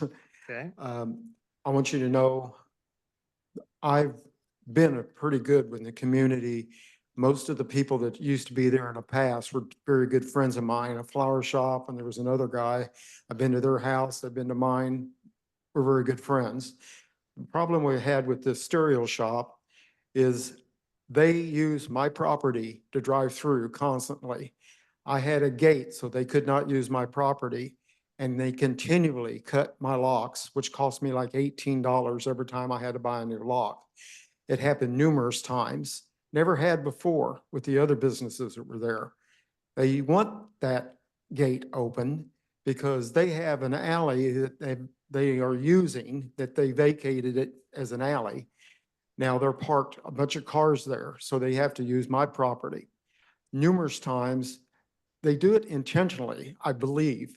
They will literally sit there and won't let me get off my own property. And I've seen people, I've asked them to move nicely, always, and I am cussed out frequently. Finally, they took a truck or something and actually broke my little thing to stop them from driving through.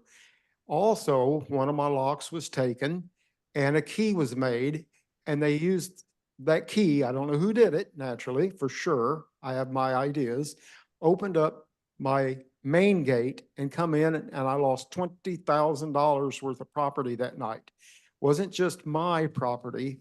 There was other people from the city that I allowed them to use my property to park their trailers because we thought they would be safe. I do have surveillance videos of the vehicles. They were there for over an hour and a half stealing my property, $20,000 worth of stuff. I never had this problem till this man opened up this stereo shop. Now, the thing that really I don't understand is this was at a commissioners meeting several months ago, and I protested it. Our commissioners, which I thanked them for it, told them that they would not allow them to renew it for 5 years. Well, how long after they no longer have their license can they stay in business? I guarantee you, he's been there every single day that I'm there running his business. I have also seen other activity, which I've actually got video of people walking down the alley and they're not getting their cars fixed. Now, I don't know what's going on, but it's definitely not correct. I'm a little worried about the situation because of retaliation, but, you know, I just have to live with it. I want you to think twice. I have seen it. I don't understand why I have showed this videos to the police. I have I have got numerous police reports of the vandalism on my property, and nobody seems to care. I just pray that you give me closure and don't let him have his license again. Thank you. All right, thank you, sir. Anyone else want to speak? Okay, seeing none, we'll go to Director, I'm sorry. Let's go back to Mr. Gonzalez. Yes. With regard to some of the comments that were made by the neighbor, do you know anything about, you know, people using the gate at his property to access yours, that kind of thing? I asked him the same thing last time because when my permit got denied, I went and talked to him and asked him what the problem was, why he kept calling the police, and he told me that I broke his locks, and then that I broke into his store and stole $25,000. I told him like, I mean, why would I do that? And then he said, ever since you moved in, I started having these problems. All I know is he's got homeless people living in the back of his shop when the cars just got outside. So he should be looking at them. I mean, and then he told me, I got no time. I have no time to speak with you. And he just ignored me, like. And I try to talk to him. But he don't want to talk to me. I mean, I don't know why he hates me so much. I mean, I don't do nothing to him. Okay, with regard to your property, you say I know you mentioned you were working on some cars. Are those cars stored outside? No.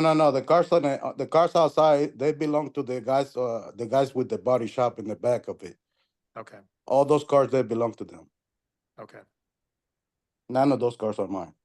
okay. I think that's all I have for you. I'm going to go ahead and close the public portion meeting, go to Director Hannah, get his comment. Thank you, Mr. Chair. Gunnar Hand, Director of Planning and Urban Design. Again, it's a special use permit for a car audio installation. Again, this was denied a little over a year ago, which is why the applicant is now back to request again another special use permit. This is in the downtown area plan. Staff received no letters in support, nothing in opposition until this evening. There's a history of NOVs associated with this property, but again, this property is tied to a bunch of other uses we've had problems with. So when staff went through all of those violations, we didn't see any that were directly related to this building, this use. We saw a lot that were related to the adjacent uses. I guess there are abutting uses on the same parcel. So we may have missed it. There may have been a few that were related to it, but we were able to weed out almost all of them to specifically identify issues with primarily the surface parking lot behind that building and the vacated alleyway as the person in opposition noted. Staff recommends approval for 2 years with conditions. All right, thank you. Questions for staff? Commissioner Jones? Gunner, it sounds like you're saying that with what staff checked out, there's nothing going on inappropriate Well, that I don't think anybody can Mr. certify that. Gonzalez is responsible for?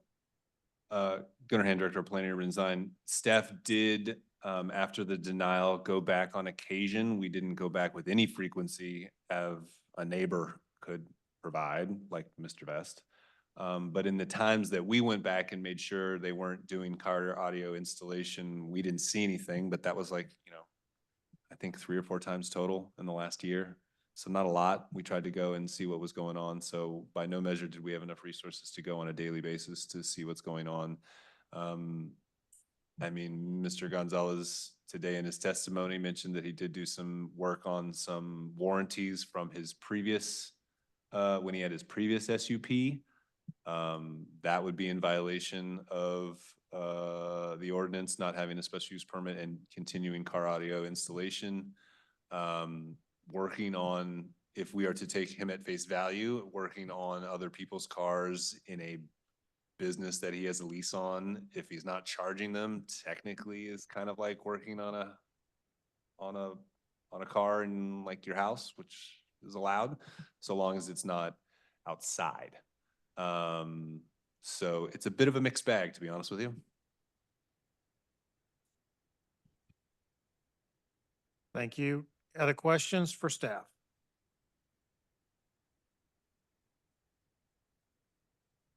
Seeing none, I'll stand for a motion when ready.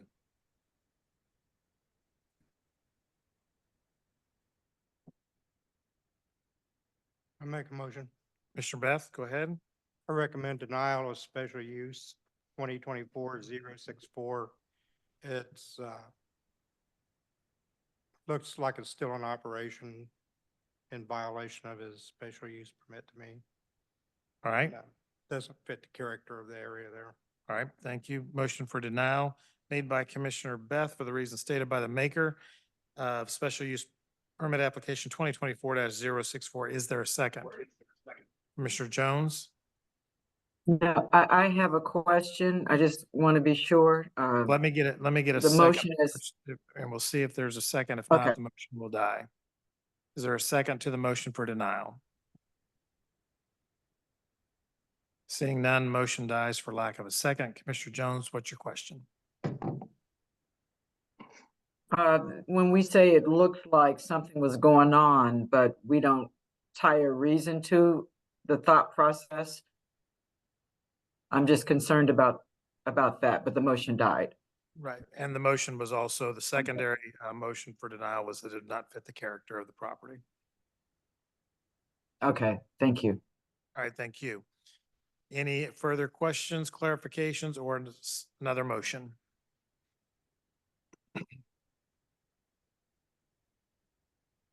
Commissioner Schwartz, I make a motion to approve petition SP 2024-064 based on staff stipulations. all right, motion made to approve special use application 2024-064, subject to staff stipulations made by Commissioner Schwartz. Is that a second, Commissioner Armstrong? Yes, it is. Thank you. Is there any discussion on the motion? Commissioner Easterwood, did you have some discussion or I had a question, timeframe. the application, your recommendation was for how many? For how long? Standard recommendation for initial SUP is 2 years. Again, that's For can 2 be- years, Commissioner Schwartz, was that the motion you made? Yes. You said subject to staff stipulations, all right, but it's for 2 years, Commissioner Easterwood. Hmm. All right, discussion? Seeing none, roll call? Moeller, Aye. Schwartz, Aye. Ward, Aye. Armstrong, Aye. Beth, No. Easterwood, Aye. Ernst, Nay. Jones, Aye. and Miller.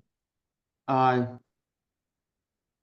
That motion to recommend approval, passes 7 in favor and 2 opposed. All right, this will be heard once again, October 30th at 7 PM. Please make a note that this will be on a Wednesday evening.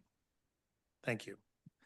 Our next petition is special use permit application SP 2024-065, LaJoyce Callaway with Beautiful Beginnings Early Childhood.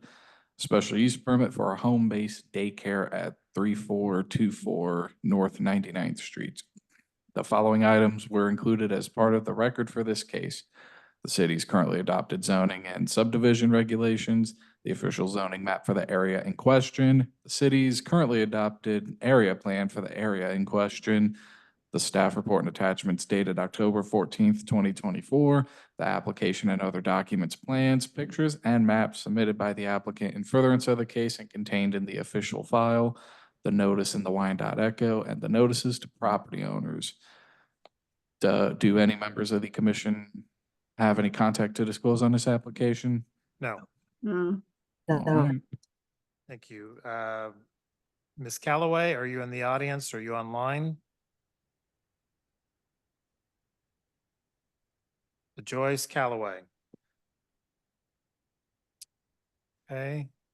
I've got you queued up, ready to speak. Go ahead and give us your name and address, please. Miss Callaway with Beautiful Beginnings at 3440 North 90th Street, Kansas City, Kansas, 66109. Okay, tell us what you'd like to do.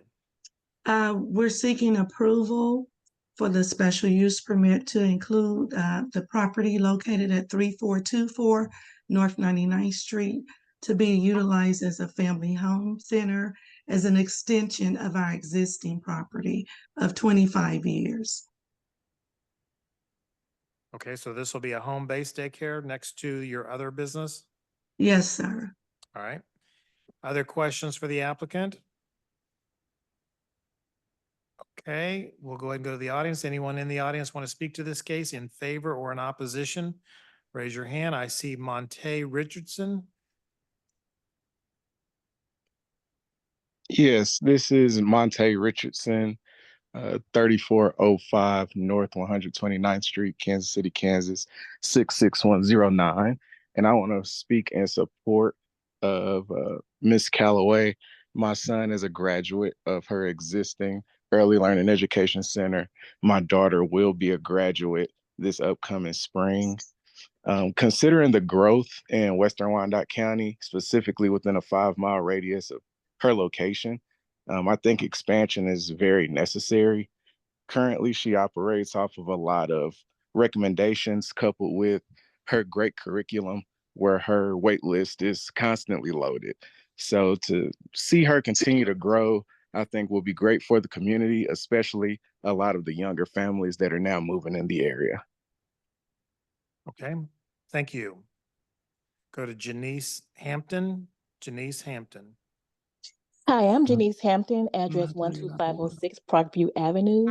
I am also, I have 2 kids in that center right now. They're growing tremendously. Also in the area is great. I'm only about 7 minutes away, which is awesome as well.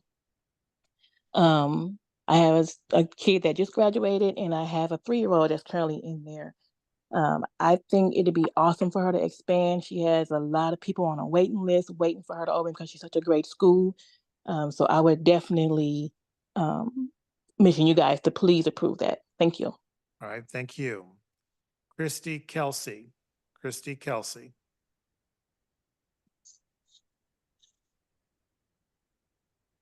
Christy Kelsey. Yes, can you hear me? Yes, I can now. Go ahead. Hi, Your I'm name and Christy. Yes, Christy Kelsey, 10533 Kane Drive, Kansas City, Kansas, about 5 minutes away from the establishment. I have 3 toddlers at the school, one that will be graduating this year and has been there since she was 2. And I don't anticipate in taking the other ones out until they are heading to kindergarten. We love the establishment. We don't, like I said, we don't plan on going anywhere, and we're in support of this movement. All right, thank you very much. Okay, gentlemen. Name and address. Taylor Aycock, 3510 North 99th Street. Mine is mainly questions that I haven't had answered. We went to the community meeting and asked some of these questions, and I spoke with Mr. Malloy last week, and he wasn't able to answer them quite yet. One of my questions goes to, they currently own the family daycare center next door, which is a commercial business on a commercially zoned property. This is a residential property. And they're asking for a special use permit to expand their commercial business into the residential property here. That's 1.73 acres, I believe. One of my questions on this is, does the special use permit go to the structure or does it go to the entire parcel? I know one of the fears for, or maybe it's not fears, one of the questions for the neighbors is, are we gonna end up with a 3-acre playground? Fence the whole thing in, and now we have that. So what stipulations will be put on that? So proximity to the other homes. If I believe their current center has around a little over 30 children that they're able to have. I don't have that exact number in front of me, and their The family home daycare will allow for 12 more. So we'll say 42 at a minimum. And so I know that's a concern for the other neighbors around, is just how big this is going to get. My other question kind of goes to the zoning. So within ag, which is, I believe, what our zoning is over there, it says you can have a single family residence and some other accessory uses.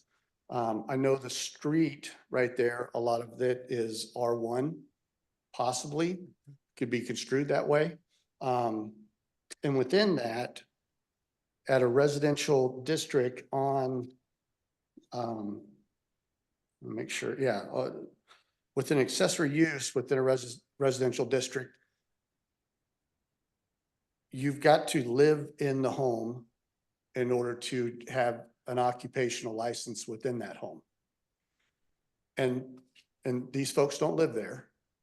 They're going to take the house, put staff in it with more children, and run it as an extension, as LaJoy said in her opening presentation, of their commercial business. So now this becomes 2 buildings and 3-acre daycare. So those are my questions. And when you say 3-acre, you're counting the other part? the Yes, property, yeah, okay. sure. It's there.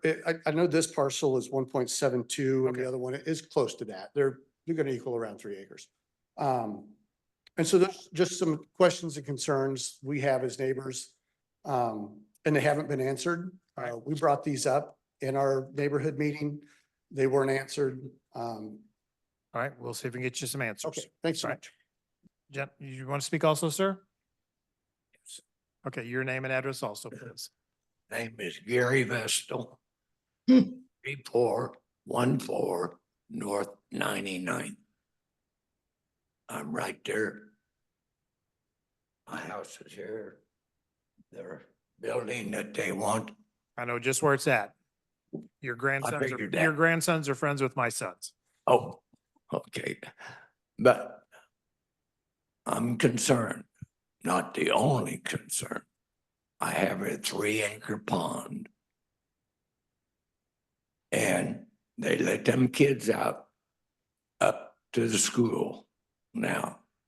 And they've come close to coming through the road or the drive right close to the pond. And I've been on my patio and started to run and stop them. But somebody up there at the daycare finally got their attention and took them back. They called it a field trip. So, You have a safety concern. yes, Okay. safety concern. Plus, all the other businesses is going in across the street. We'd still like to have the rest of our life, me and my wife, living right there to live our life peacefully. Now, if they want to keep it up on the hill, rent their house, sell their house, and build one right behind the school. And we went to the meeting, and LaJoy says, well, she wasn't answering the questions. She said, sat down in the chair, and she says, is this because we're black and you're white? And everybody said, whoa, wait a minute. So I'm concerned. I don't know how many kids she wants to have in that little house. It looks kind of big on the outside, but it's not. And We'll try to get you some answers. beg your pardon. We'll try to get you some answers. I appreciate it. All right, thank you. Thank you. Anyone else? Okay, Ms. Callaway. So a couple questions for you. So the property that you're requesting the special use permit, you do not live in that property, is that correct? That is correct. All right, and somebody is going to be living it? Is it being rented or is it going to be used primarily for the daycare? It's gonna be used primary for the daycare. That is the intention. Okay, so it's not going to be lived in as a single family residence. Correct. All right. And then you'll be having 12 children in that space? No, not, the license capacity according to Kansas state law says that we can have a maximum capacity up to 12 children. Up to 12, okay. And then what do you have at this space next door? The space next door, we are licensed for 32 children. Up to 32.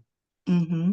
And we've been at the location next door, sir, for 32 years. I mean, for 17 years without any incidents. Okay, and as far as that facility goes, and I should know the answer to this because I live out that way, is there fencing around that building? Yes, the current location, there is fencing around the building. Prior to submission of the special use permit, we did do a consultation with the licensing department with the state of Kansas.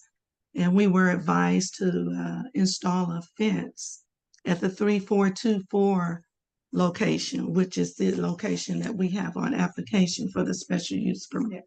So since that time, the fence has been installed. So And that is to secure the area for outdoor play space. So both properties are fenced now? Yes, that is correct. All right, so there will be a playground activity or playground equipment at the 3424 location? Yes, according to state guidelines. Yes, that is correct. Okay, and so you're aware of the safety concerns that the neighbor has about the pond, Yes, but you've got fencing around the area where your kids are, where they're taken outside? yes. Okay, I think that's the only questions I have for you. The rest will come from staff. Any questions anybody has? I'm sorry, let's go ahead and close the public portion of the meeting. We will go to Director Hannah, get his comment and some clarifications. So to address the public comment on the floor, special use permits apply to the parcel. They're specific to the use. And for children's daycare and or nursery facilities, the following uses may be permitted under special use permit in any zoning district except as specifically limited herein. So some of these, like for instance, electronic messaging centers can only be allowed in C2 and M3. It is silent for children's daycare and nursery facilities. So with this SUP, a child's daycare can be anywhere. I think that's all the questions. I might be wrong. Did I miss one? What about the zone? What about the zoning? And the zoning is irrelevant for this use because all it needs is a special use permit and it can be in any zone So district. nobody has to live in the property or anything like that. It can. Correct. The Special use special permit use covers it. permit, it allows, in this case and in most cases, a residential property to be used as a commercial property. It allows for that. Yeah, and I think potentially to address what I think I'm hearing is community concerns about future expansion. Special use permits are not indefinite unless they're adopted as indefinite. And there's a couple of those, not many, they're rare. But this one is recommended for the standard 2 years. So the special use permit code allows, it's different for short-term rentals, but for the special use permits, the code allows for 2, 5, and 10. That's the standard protocol that can be adjusted by the city planning commission at their discretion to any other neighbor. But the point being, they got to keep coming back to get renewed, and issues can be addressed then, expansions could be addressed then. I guess that's another bite at the apple. All right, thank you. Commissioner Easterwood, question? Yes. Gunnar, does the photos show both facilities or both daycare? No, I don't think so. I think this one only shows the single family home pictures. So here's the single family home and the other building on the property. Directly to page right is where the current daycare is, and I don't think we have any photos of that facility specifically, no, that aren't aerials. You Okay. can see it right there. And the fence is proposed, or the fence is proposed, correct? I Or haven't been out fence- there recently, but if we're to take the applicant at her word, she mentioned that she did install fence on this. It has already been, okay, She's already acquired the property. okay, all right, thank you. Commissioner Jones? I just had really more of a comment versus a question. I have good family friends that have a daycare, and I think part of the saving grace, even in the neighbors' questions being addressed, is that this is daycares. My experience has been it's a tightly regulated industry, and so the inspection, the pond, the other concerns about safety. You're not going to be able to get a license, is what my exposure and experience has been, unless you meet the mark. And that's kind of a period in the story, because children are involved, and it should be that way. And so, that would be my comment, to say that gives me cause to have less concern, even with what the neighbor said. And that's what I would share too, for them to know that it's tightly regulated, and you're not going to be able to get and maintain a license unless you do meet a whole lot of criteria. The number of kids that can be there, as well as the whether it's a teacher or a daycare provider ratio. You can only have so many kids to so many staff, that kind of thing. So that's all I wanted to say. All right, thank you. Other questions or comments based on staff recommendations? Have you made your recommendations yet? No, not yet. All right, please do. Okay, Gunnar Hand, Director of Planning and Urban Design. Again, we have a special use permit for a child daycare. Again, this is an expansion of a existing daycare on a parcel directly abutting this one to the north. This is in the Prairie Delaware Piper area plan. Before this evening, staff had received no letters in support, no letters in opposition. There are no notices of violation on this property. Staff recommends approval for 2 years with conditions, including a parking plan. You can kind of see it in this picture. There's really 2 driveways. The northern driveway is going to be the drop off, because you can kind of circle around and go back out. The second driveway, as we understand it, is going to be employee parking. We didn't want folks backing into 99th Street. I think if I may just inject one other thought to Mr. Aycock's point, if you look down 99th Street, this is a commercial use. It's a proposed commercial use in the property to the south. There's one other commercial use farther south, CP2. Again, across the street is the Woodlands Industrial District. I believe his question for your consideration, which staff did review and made its recommendation of approval, is at what point is another commercial business on that side of 99th Street change the character of the neighborhood? I think is the way I heard he asked the question. So I do think that that's to be considered. That's in the conditions, that's in the factors. Factors to be considered. Factors to be considered, and it's certainly something staff thought about, but it's a valid point for your decision-making process. All right, thank you. Questions for staff? Commissioner Schwartz? Yeah, with that, Gunnar, with that point that you just made, but with it being a special use permit and not a change of zone, wouldn't, because that's what it means, right? It's just a special use permit, not a change of zone. Would that change the character of the neighborhood? Well, the point I would, Gunnar Hand, Director of Planning and Urban Design, so the applicant noted that their current daycare has been open for 17 years, right? So SUPs can result in a use, even though the zone isn't changed. I think the point, and again, staff recommends approval. We took that under consideration, but it is the appropriate factor to be considered, which is again, at what point are we changing the character of the neighborhood if it's another SUP or another SUP? And that's somewhat being hypothetical in the future, but we're essentially at 2 now, going to 3. I think the call is yours to make. So it's a little different to your point. It's not a change of zone, but it does give permission for a residential property to be used as a commercial property. Okay. All right, thank you. Other questions? If not, I will stand for a motion when ready. Commissioner Jones, Motion to approve special use case number 2024-065, subject to staff stipulations and comments. motion made to approve special use application 2024-065 by Commissioner Jones. Is that a second, Commissioner Armstrong? Yes, it is. All right, thank you. Any discussion on the motion for approval for 2 years? Seeing none, roll call.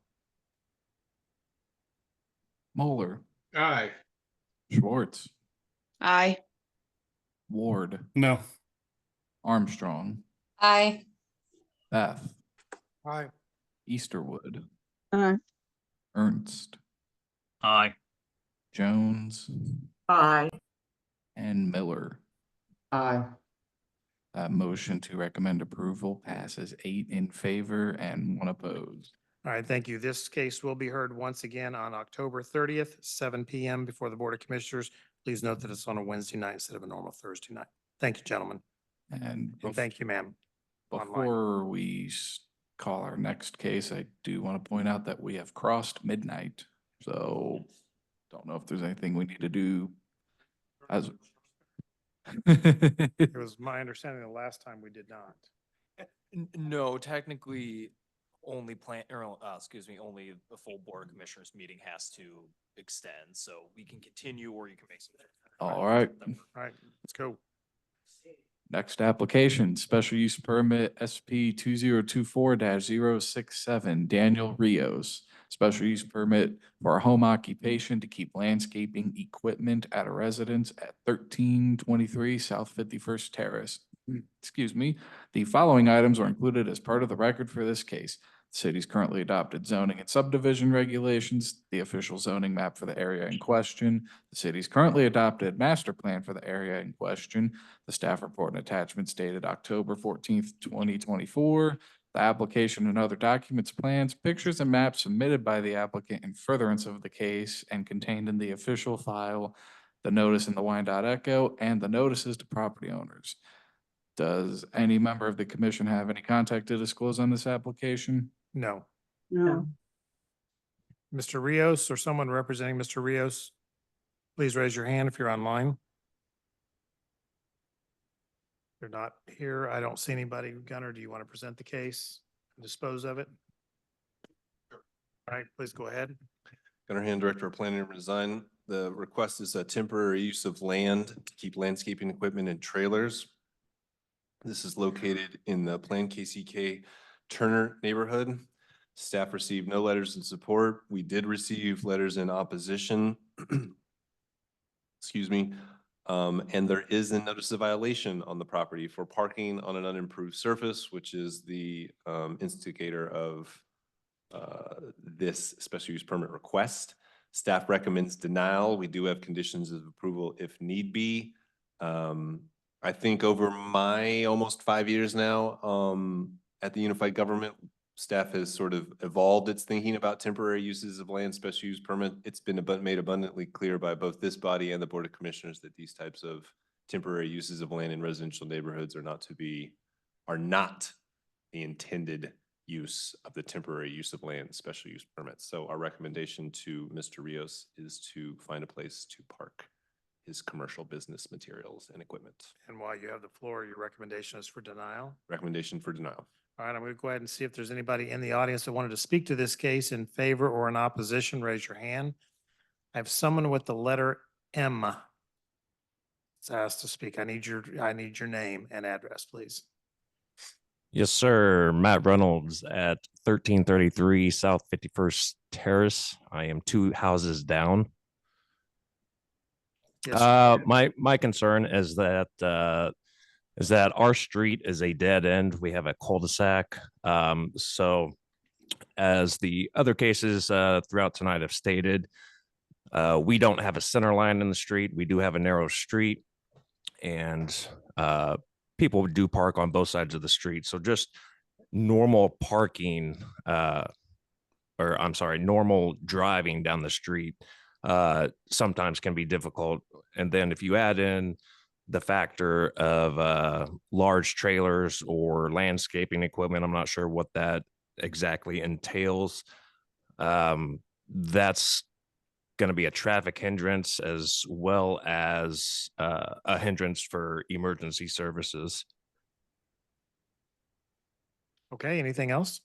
I know that on the street there are 22 homes, and I believe there was a petition that went out that got 15 signatures out of the 22 homes in opposition. Was that petition sent to us? That I don't know. That was not collected by me. I don't know if that resident is still in here tonight. But Find yeah, out. I can't. We've got I one of the can't answer. persons asked to speak, so we'll find out the validity of that. Gotcha. Thank All you. righty. Donna Elbin. I'm sorry. Elbin, Donna. It's Donna Ablin. There we go. Thank you. I know I It's- messed it up.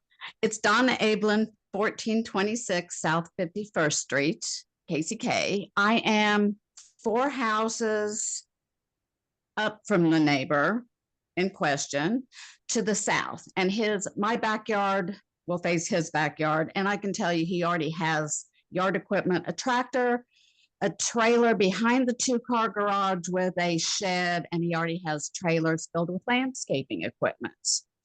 And to visit the neighbors, we don't have sidewalks. I do drive up that street to visit my neighbor behind me. And yes, we all signed a petition, but I was only alerted to the change of status yesterday. So he only had to alert people within 200 feet of his house, and I missed it by 150 feet. Okay, but we got you tonight, though. So yeah, none of the neighbors are in favor of this. And I'm already in touch with Amanda Holman, our code enforcement officer that's been so helpful in the neighborhood. The neighbor directly next to him has probably 20 lawnmowers in back of his shed that he hides in the backyard also. So you don't see him as much from the street. They get the traffic in the cul-de-sac behind us. We see the mess from our backyards. Okay, thank you for that information. So thank you for staying here so late. And yeah, I'm up for donuts. Sounds good. You bring them, we'll eat them. All right, thank you. Bye-bye. Okay, now I have Teresa. Teresa. Hello? Yes. Hello? Yes. Yeah, I'm actually on my wife's computer. Fell asleep, just woke up. I'm sorry.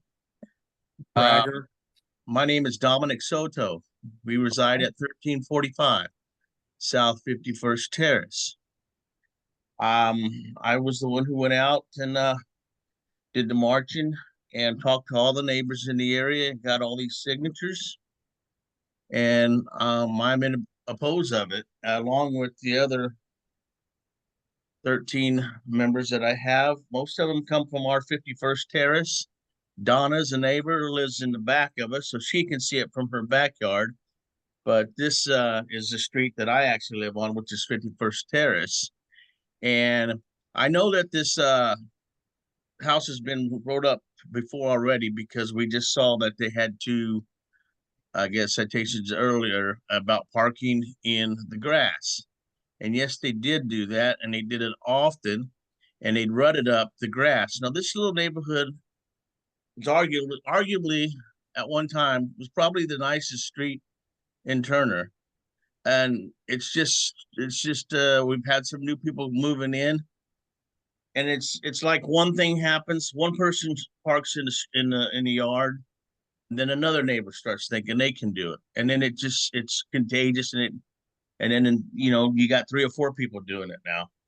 And it's sad, because this was there's a lot of older people, a few that still live in this neighborhood, and they've kept it so nice. Matter of fact, I've been here 23 years, and I was so excited when we moved here, because it was such a beautiful block, I thought. And I have to contribute that to a lot of the older and the retired couples that are still alive here, And that's kept it that way. But for some reason now, we've gotten some newer people, and we welcome anybody coming in. But this is a residential area, and this isn't a place to keep construction equipment. And I believe they said it's going to be landscaping equipment, but I can show you a picture that I took today, and there is a ditch switch back there that has no resemblance whatsoever of any kind of lawnmower or anything. It is a plow to put in basically electrical cable. And I know this because I've worked in the trade as a lineman for 37 years, doing underground and overhead infrastructure. And I know what that machine is, and it's huge and is not a lawnmower or anything like that. And it's in the backyard already. I don't know if they thought this thing was going to go through, but there's already moving equipment back there, and there's trailers already. And you can see where they rutted up the side of the road. I think they've been, like I said, written up. All they did was take maybe a uniloader of gravel and just threw it on the side of the house with no kind of divider or anything. Well, that gravel's already worn out. It's turned into mud. This winter, with them still parking there, it's just going to be tore up again. And this hasn't even started yet. So I can imagine what's going to go on when they start pulling this stuff in here. This is a residential neighborhood. We don't need it. And you can see I've got about 13 people that also believe the same thing. All right. Thank you very much, sir. Thank you. Anyone else? Seeing none, we've already got comment from Director Hand, and his recommendation is for denial. Any questions for Director Hand? If not, I'll stand for a motion. Commissioner Beth? I move to deny special use 2024-067 and it's not in compliance with city ordinances or beneficial to the neighborhood. All right. Motion for denial made by Commissioner Beth on special application 2024-067, not in compliant with code and not within the character of the neighborhood. Is that a second, Commissioner Ward? Yes. Thank you. Any discussion? Roll call. Mueller, Aye. Schwartz, I, sorry, have no power. Ward, Aye. Armstrong, I, Beth, Aye. Easterwood, Aye. Ernst, Aye. Jones, Aye. and Miller. Aye. That motion to recommend denial passes 9 in favor, none opposed. Thank you. This will be heard once again on October 30th, 7 p.m. Before the Board of Commissioners. Please note that is on a Wednesday. The next two items will be heard together and voted on separately. First is special use permit application SP 2024-068. Special use permit to operate a before and after school daycare at Piper Creek Elementary at 4420 North 107th, and special use permit application SP 2024-069. Also, a special use permit to operate a before and after school daycare at Piper Early Childhood Center at 4410 North 107th Street. The applicant is Darcy Swan with YMCA. The following items were included as part of the record for this case. The city's currently adopted zoning and subdivision regulations, the official zoning map for the area in question, the city's currently adopted master plan for the area in question, the staff report and attachments dated October 14th, 2024, the application and other documents, plans, pictures, and maps submitted by the applicant in furtherance of the case and contained in the official file, the notice in the Wyandotte Echo, and the notices to property owners. Do any of our commissioners have any contact to disclose on this application? No. No. Thank you, Ms. Swan. I have you queued up, ready to speak. Go ahead and give us your name and address and tell us about your project here. Okay, my name is Darcy Swan. I am the Senior Vice President for the Greater Kansas City YMCA. My address is 11700 West 102nd Street, Overland Park, Kansas 66214.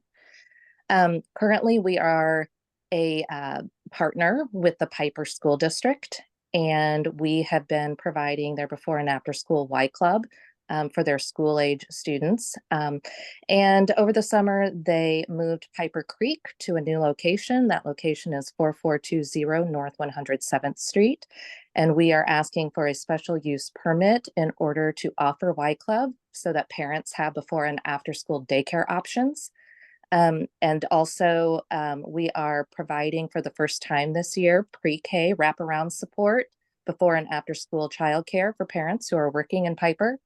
And that is at the Piper Early Childhood Center, 4410 North 107th Street. Hey, anything else? No, this is a service that we've always provided. Like I said, that we are a longtime partner of Piper. It's just they moved buildings, and we want to make sure that we have our special use in place so that we can provide that care. All right, thank you very much. Any questions for this applicant? Seeing none, is there anyone in the audience that wants to speak to this case in favor or in opposition? Please raise your hand online. Seeing none, we'll go to Director Hannah, get his recommendations on both cases. Thank you, Mr. Chair. Gunnar Hand, Director of Planning and Design. Again, these special use permits are for before and after care provided by YCare within the Piper School District. This is in the Prairie Delaware Piper Area Plan. Staff received no letters of support, no letters in opposition, no notices of violation. Staff recommends approval of both for 2 years with conditions. Again, note here is this is technically a retroactive approval because these have been in operation since the beginning of the school year. Again, these were a change of address when they got moved. And the reason there's 2 SUPs on one parcel, it's 2 buildings, 2 addresses, technically 2 programs. So we went ahead and did 2. All right, thank you. Any questions for staff? All right, I'll entertain a motion first for special use permit application 2024-068. Commissioner Jones. Motion to approve special use permit, case number 2024-068, subject to staff stipulations and comments. All right, motion made for approval of special use application 2024-068. Is that a second, Commissioner Armstrong? Yes, it is. Any discussion? Roll call. Moeller, Aye. Schwartz, Aye. Ward, Aye. Armstrong, Aye. Path, Aye. Easterwood, Aye. Ernst, Aye. Jones, Aye. and Miller. That motion Aye. to recommend approval. That motion to recommend approval passes 9 in favor, none opposed. On to the next. Thank you. This will be for special use application 2024-069. Commissioner Jones. Motion to approve the case Chairman Carson just stated, subject to staff stipulations and comments. Thank you. Motion to approve made by Commissioner Jones. Is that a second, Commissioner Armstrong? Yes, it is. Thank you. Any discussion? Roll call. Moeller, Aye. Schwartz, Aye. Ward, Aye. Armstrong, Aye. Beth, Aye. Easterwood, Aye. Ernst, Aye. Jones, Aye. and Miller. That motion to recommend approval passes 9 in favor and none opposed. Thank you. Both of these applications will be heard on October 30th at 7 p.m. before the Board of Commissioners. Thank you, Ms. Swan. Thank you. Bye-bye.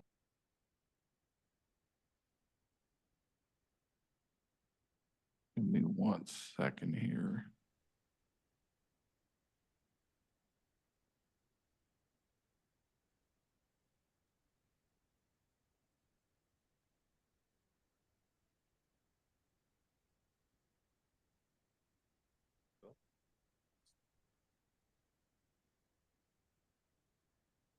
Sorry about that. Just noticed a bit of a typo. Wanted to make sure before I went into it. Our next application is special use permit application SP 2024-077, John Sill. Special use permit for a short-term rental at 819 Southwest Boulevard. Following items were included as part of the record for this case. The city's currently adopted zoning and subdivision regulations, the official zoning map for the area in question, The city's currently adopted area plan for the area in question. The staff report and attachments dated October 14th, 2024. The application and other documents, plans, pictures, and maps submitted by the applicant in furtherance of the case and contained in the official case file, the notice in the Wyandotte Echo, and the notices to property owners. Do any of the members of the commission have any contact to disclose on this? No. No. Mr. Sill, I've got you queued up, ready to speak. Give us your name and address, please. Tell us about your project. Yes, thank you very much. My name is John Sill. I'm located in Wichita, Kansas. My home address is 8915 East Wynwood Street. The project we've got here is located at 819 Southwest Boulevard, Kansas City, Kansas 66103. The request this evening is for a special use permit for a short-term rental at that property.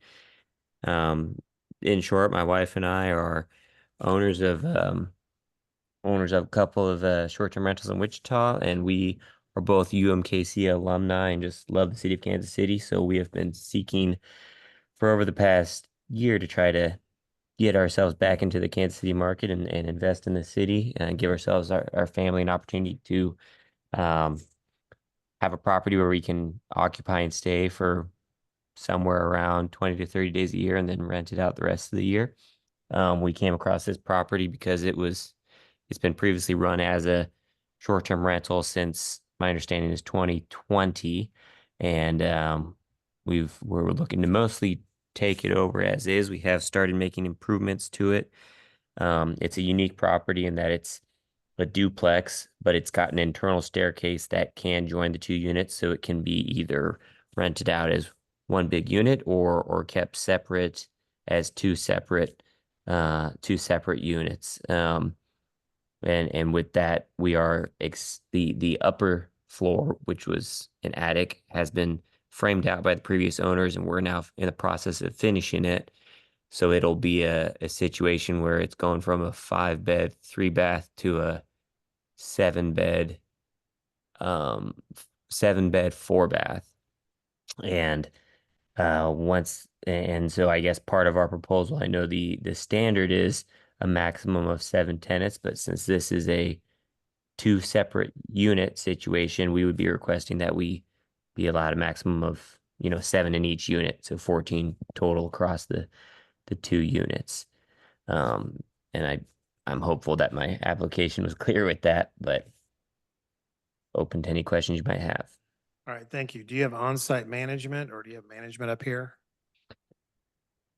So I will be running the team remotely, but we do have local on-site service providers that I've already engaged with.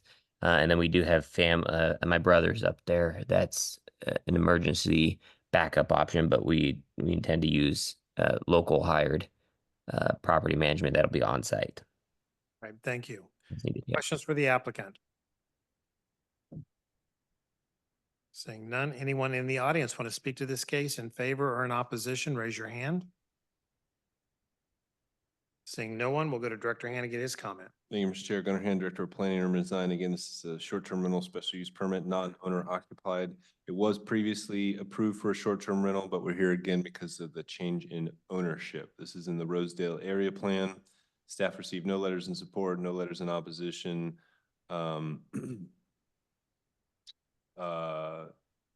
There are old NOVs, all have been addressed. Staff recommends approval of 1 year with conditions, a maximum of 7 people each of the 2 units for a total of 14, but there are only 3 parking spaces. So a maximum of 3 parking spaces off-street total for both units. I would note the applicant, as they talked about some expansion, any expansion over 7 per unit changes the definition as per the state and requires its own state licensing to be a true B&B. So just take note of that. It's something we mentioned in the application process. So. All right, thank you. Mr. Sill, you're aware of those requirements and your shortage of parking? Yes, so yeah, that's the shortage of parking. I mean, we've got 3 parking spots there. I understand that's I mean, my only option there is if I wanted to expand into the backyard would be to get a permit to expand the pavement into the backyard. You can see in that back area there. So that would be I mean, there is the potential to expand parking if we need it. Otherwise, I think for the time being, our plan is to have our guests make do with the 3 parking stalls and let them know that that's the limit. I would like to try to flesh out some more information or I get the statement that was just made about expanding the property. What exactly was all meant by that? If I could get some more details on that. Well, that's not what we're here to talk about tonight, Oh, but if you're okay. gonna expand the use, you need to get with the planning department. And if it weren't 1225, I'd allow some leniency, but it's I 1225 and I'm not. So Okay. at this point, just, I guess, make sure that you stick to the 3 cars and we'll get along fine. Okay. All right, Nope. thank you. Any questions for staff? I'll stand for a motion when ready.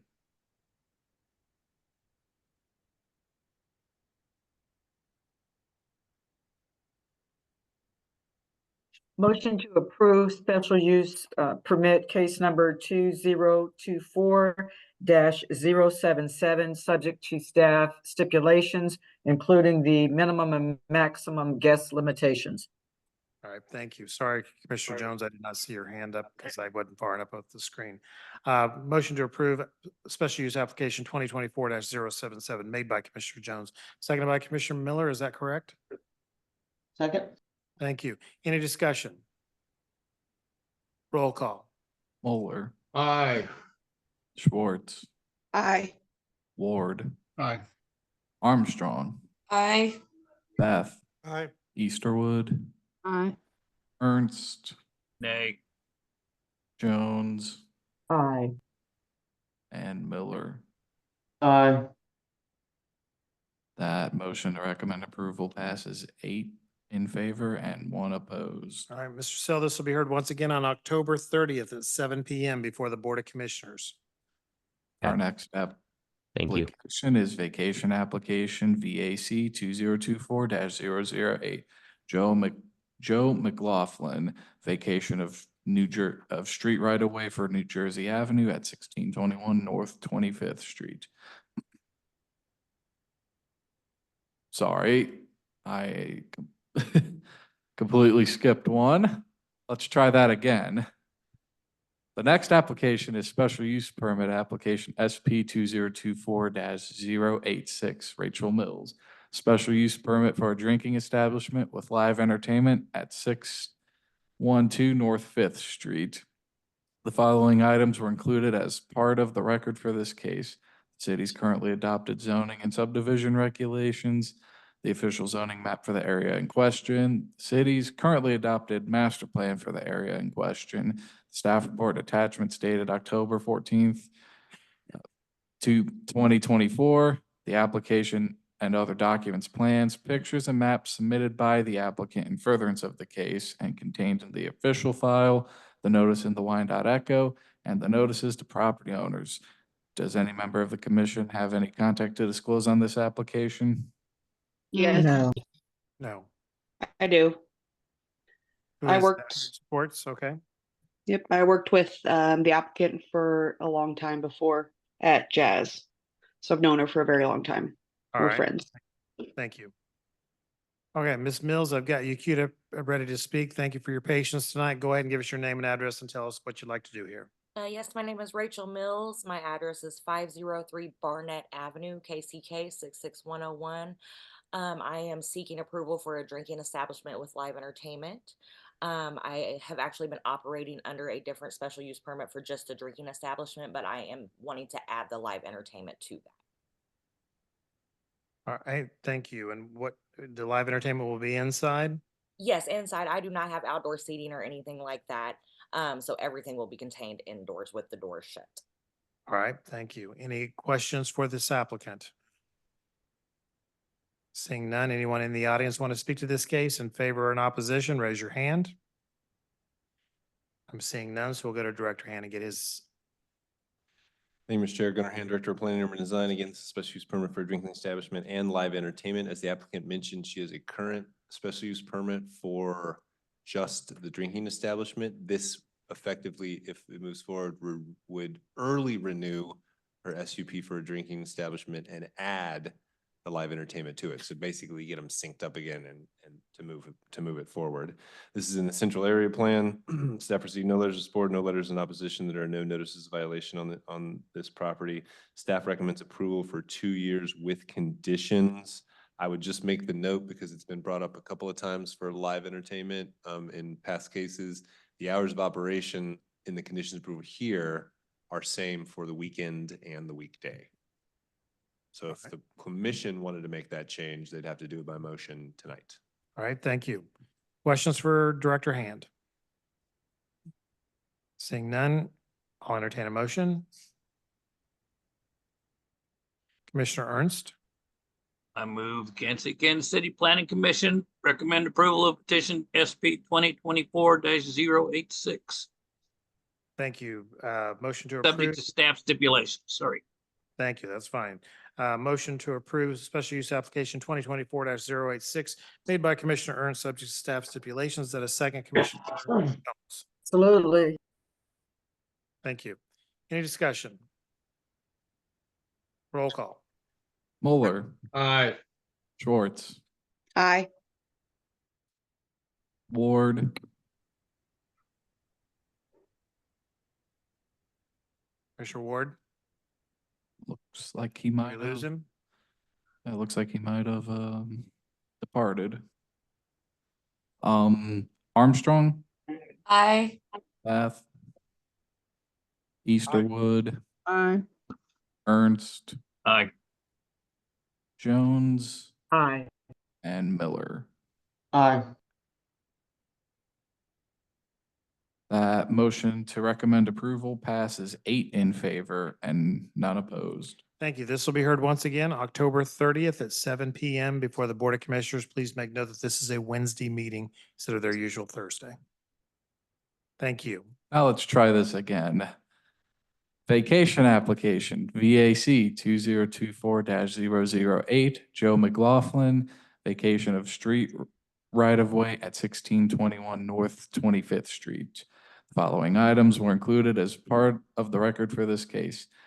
The city's currently adopted zoning and subdivision regulations, the official zoning map for the area in question, the city's currently adopted master plan for the area in question, the staff report and attachments dated October 14th, 2024, the application and other documents, plans, pictures, and maps submitted by the applicant in furtherance of the case and contained in the official case file, the notice in the Wyandotte Echo, and the notices to property owners. Does any member of the commission have any contact to disclose on this application? No. No. Mr. McLaughlin, I've got you queued up, ready to speak. Give us your name, address, tell us what you'd like to do here. Good evening, all, and thank you. My name is Joe McLaughlin. I'm with BHC, 712 State Avenue, Kansas City, Kansas, 66101. I represent my clients, Mary and Jesse Aguirre.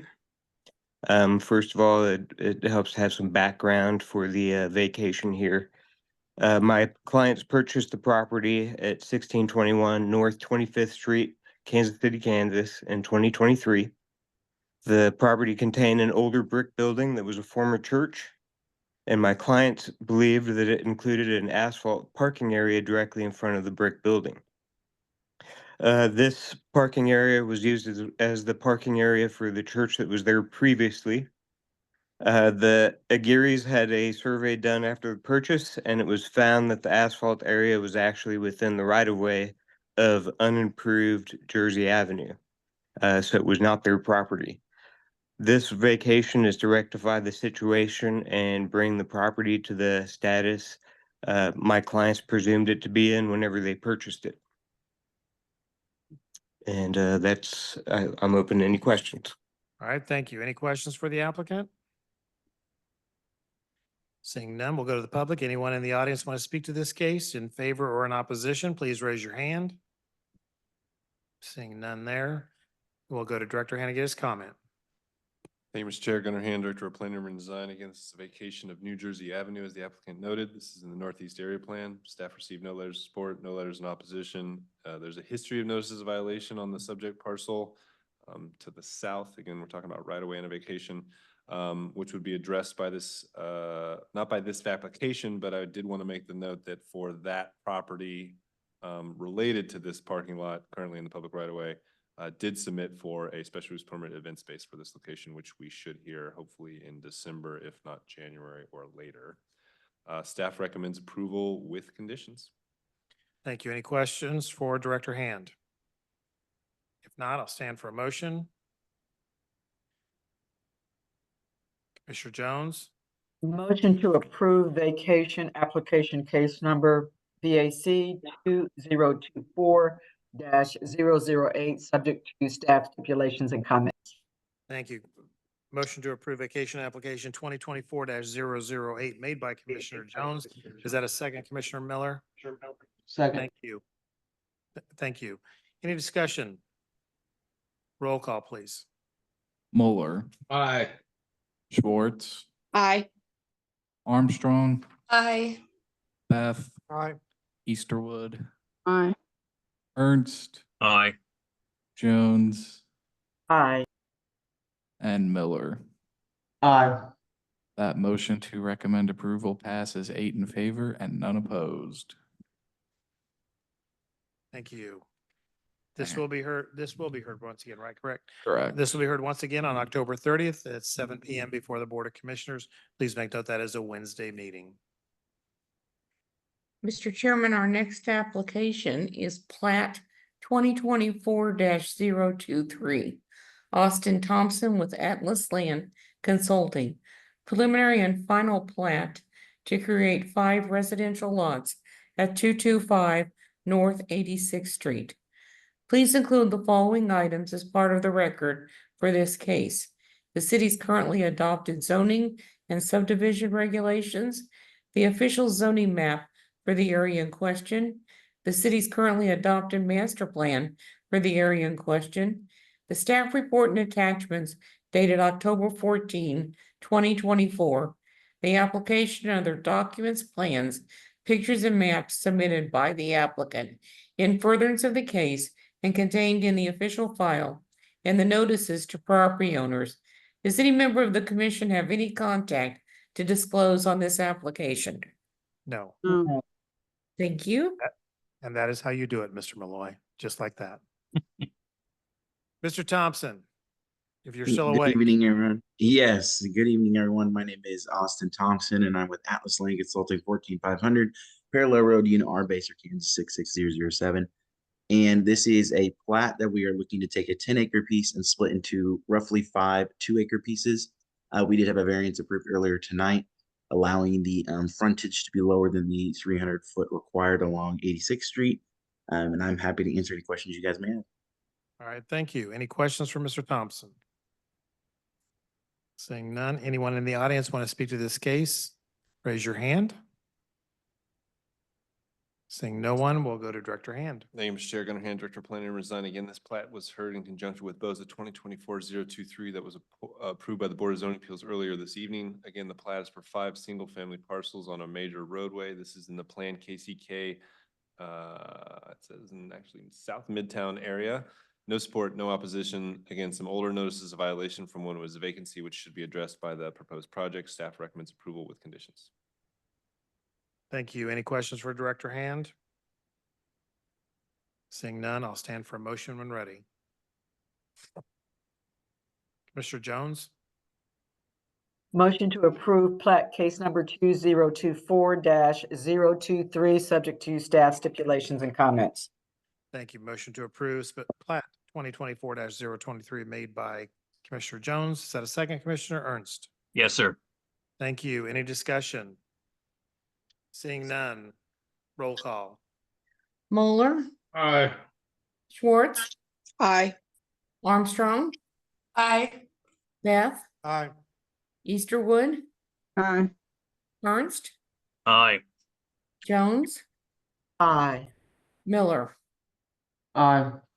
Mr. Chairman, that motion to approve this plat subject to the conditions passes. 8 in favor and none opposed. Thank you. This will be heard once again on October 30th at 7 Nope. PM no, it will not. I'm sorry. It's all right. That's why I'm here to keep you straight. I'm glad you're back. I was The getting all next crazy. application, our next application is plat 2024-030. Austin Thompson with Atlas Land Consulting. Preliminary and final plat for 2 lots at 1870 North 26th Street. Please include the following items as part of the record for this case. The city's currently adopted zoning and subdivision regulations, the official zoning map for the area in question, the city's currently adopted master plan for the area in question, the staff report and attachments dated October 14, 2024, the application and other documents, plans, pictures, and maps submitted by the applicant in furtherance of the case and contained in the official file and the notices to property owners. Does any member of the commission have any contact to disclose on this application? No. Thank you. Janet, this is our last case. Is that correct? Yes. Correct. All right, thank you. It's gone so much faster since she came back. Okay, Mr. Thompson, this is it. Last one. All right. All righty. Don't Good evening, trip. everyone. My name is Austin Thompson. I'm with Atlas Land Consulting, 14500 Parallel Road, Unit R, Basic, Kansas, 66007. And what we are looking to do is basically move a line between 2 existing lots that's going through a garage. This was approved earlier through a variance, and I'd just be happy to answer any questions you have. All right, thank you. Any questions for the applicant? Seeing none, anyone in the audience want to speak to this case? Please raise your hand. Seeing no one, we'll go to Director Hand and get his final comments. Thank you, Mr. Chair. Gunnar Hand, Director of Planning and Design. Again, this case was heard in conjunction with BOZA 2024-025 that was approved by the Board of Zoning Appeals earlier this evening. This is again a plat to replat 2 lots, basically, as the applicant said, moving a property line from when the house was previously removed or parceled out from a church. It was the old rectory. This is in the Northeast Area Plan. Staff received no support, no letters in opposition. Again, there's a history of NOVs related to it being a vacant property, which we hope is addressed by the new project. All right, thank you. Questions for Director Hand? Staff recommends approval with conditions. I'm sorry. Sorry. Thank you. Questions for Director Hand? Seeing none, I'll stand for a motion. Commissioner Miller. Move to approve, subject to staff stipulations and comments. Motion to approve plat 2024-30 made by Commissioner Miller. Is that a second? Commissioner Armstrong? Yes, it is. All right. Thank you. Any discussion? Roll call. Moeller, Aye. Schwartz, Aye. Armstrong, Aye. Beth, Aye. Easterwood, Aye. Ernst, Aye. Jones, Aye. Miller. Aye. Mr. Chairman, that motion to approve the plat, subject to the conditions, passes 8 in favor and none opposed.